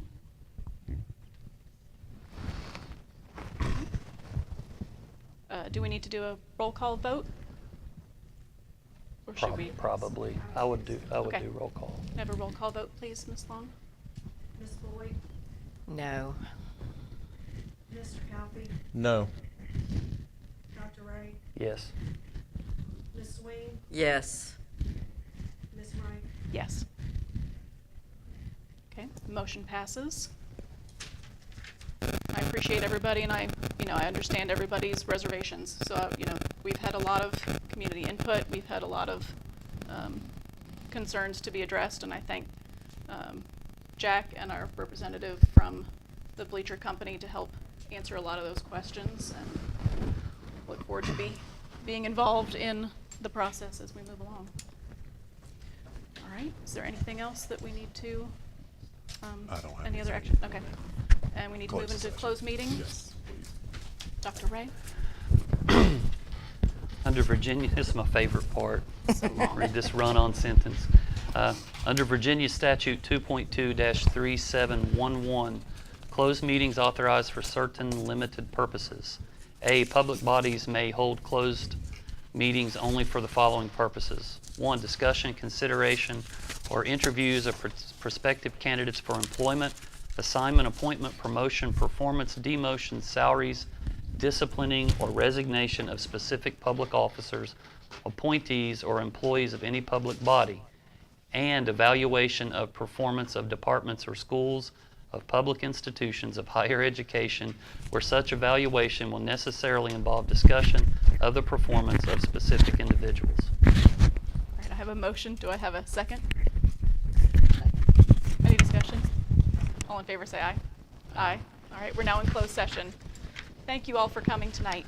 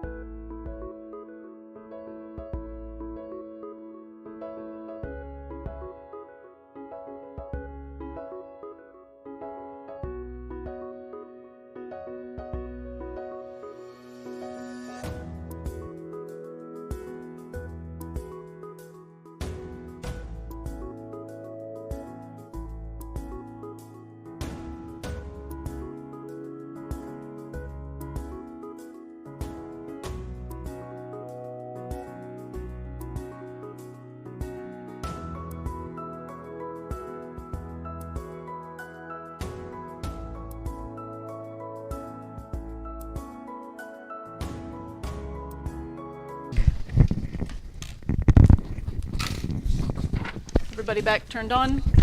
Come on. On. Yes, ma'am. All right, here we are. I need a motion to convene in regular session. Make a motion that we reconvene in regular session. Okay, do I have a second? Second. Any discussion? All in favor say aye. Aye. All right, I need a certification of our closed meeting, please. I'd like to certify that we went into closed session and for reason number 1, discussion, consideration, or interviews of prospective candidates for employment, assignment, appointment, promotion, performance, and other reasons. All right, I have a that are motion listed there. that are listed. I have a motion. Do I have a second? Second. Any discussion? All in favor say aye. Aye. Motion passes. All right, I need a motion for personnel matters 1.0. Make a motion that we approve personnel report Report. 1.0. Okay, I have a motion. Do I have a second? Second. Any discussion? All in favor say aye. Aye. Motion passes. We didn't have any student matters, but we do have tuition students. So I need a motion for approval of the tuition students in report 1.0. I'll make a motion that we approve tuition students. I have a motion. Do I have a second? Second. Any discussion? All in favor say aye. Aye. Aye. Motion passes. Let's see, next month, we have our VSBA training for our school board on March 9th. So we also have a meeting on, when's the March meeting? It's March the 7th, so we'll have our next regular board meeting is March 7th.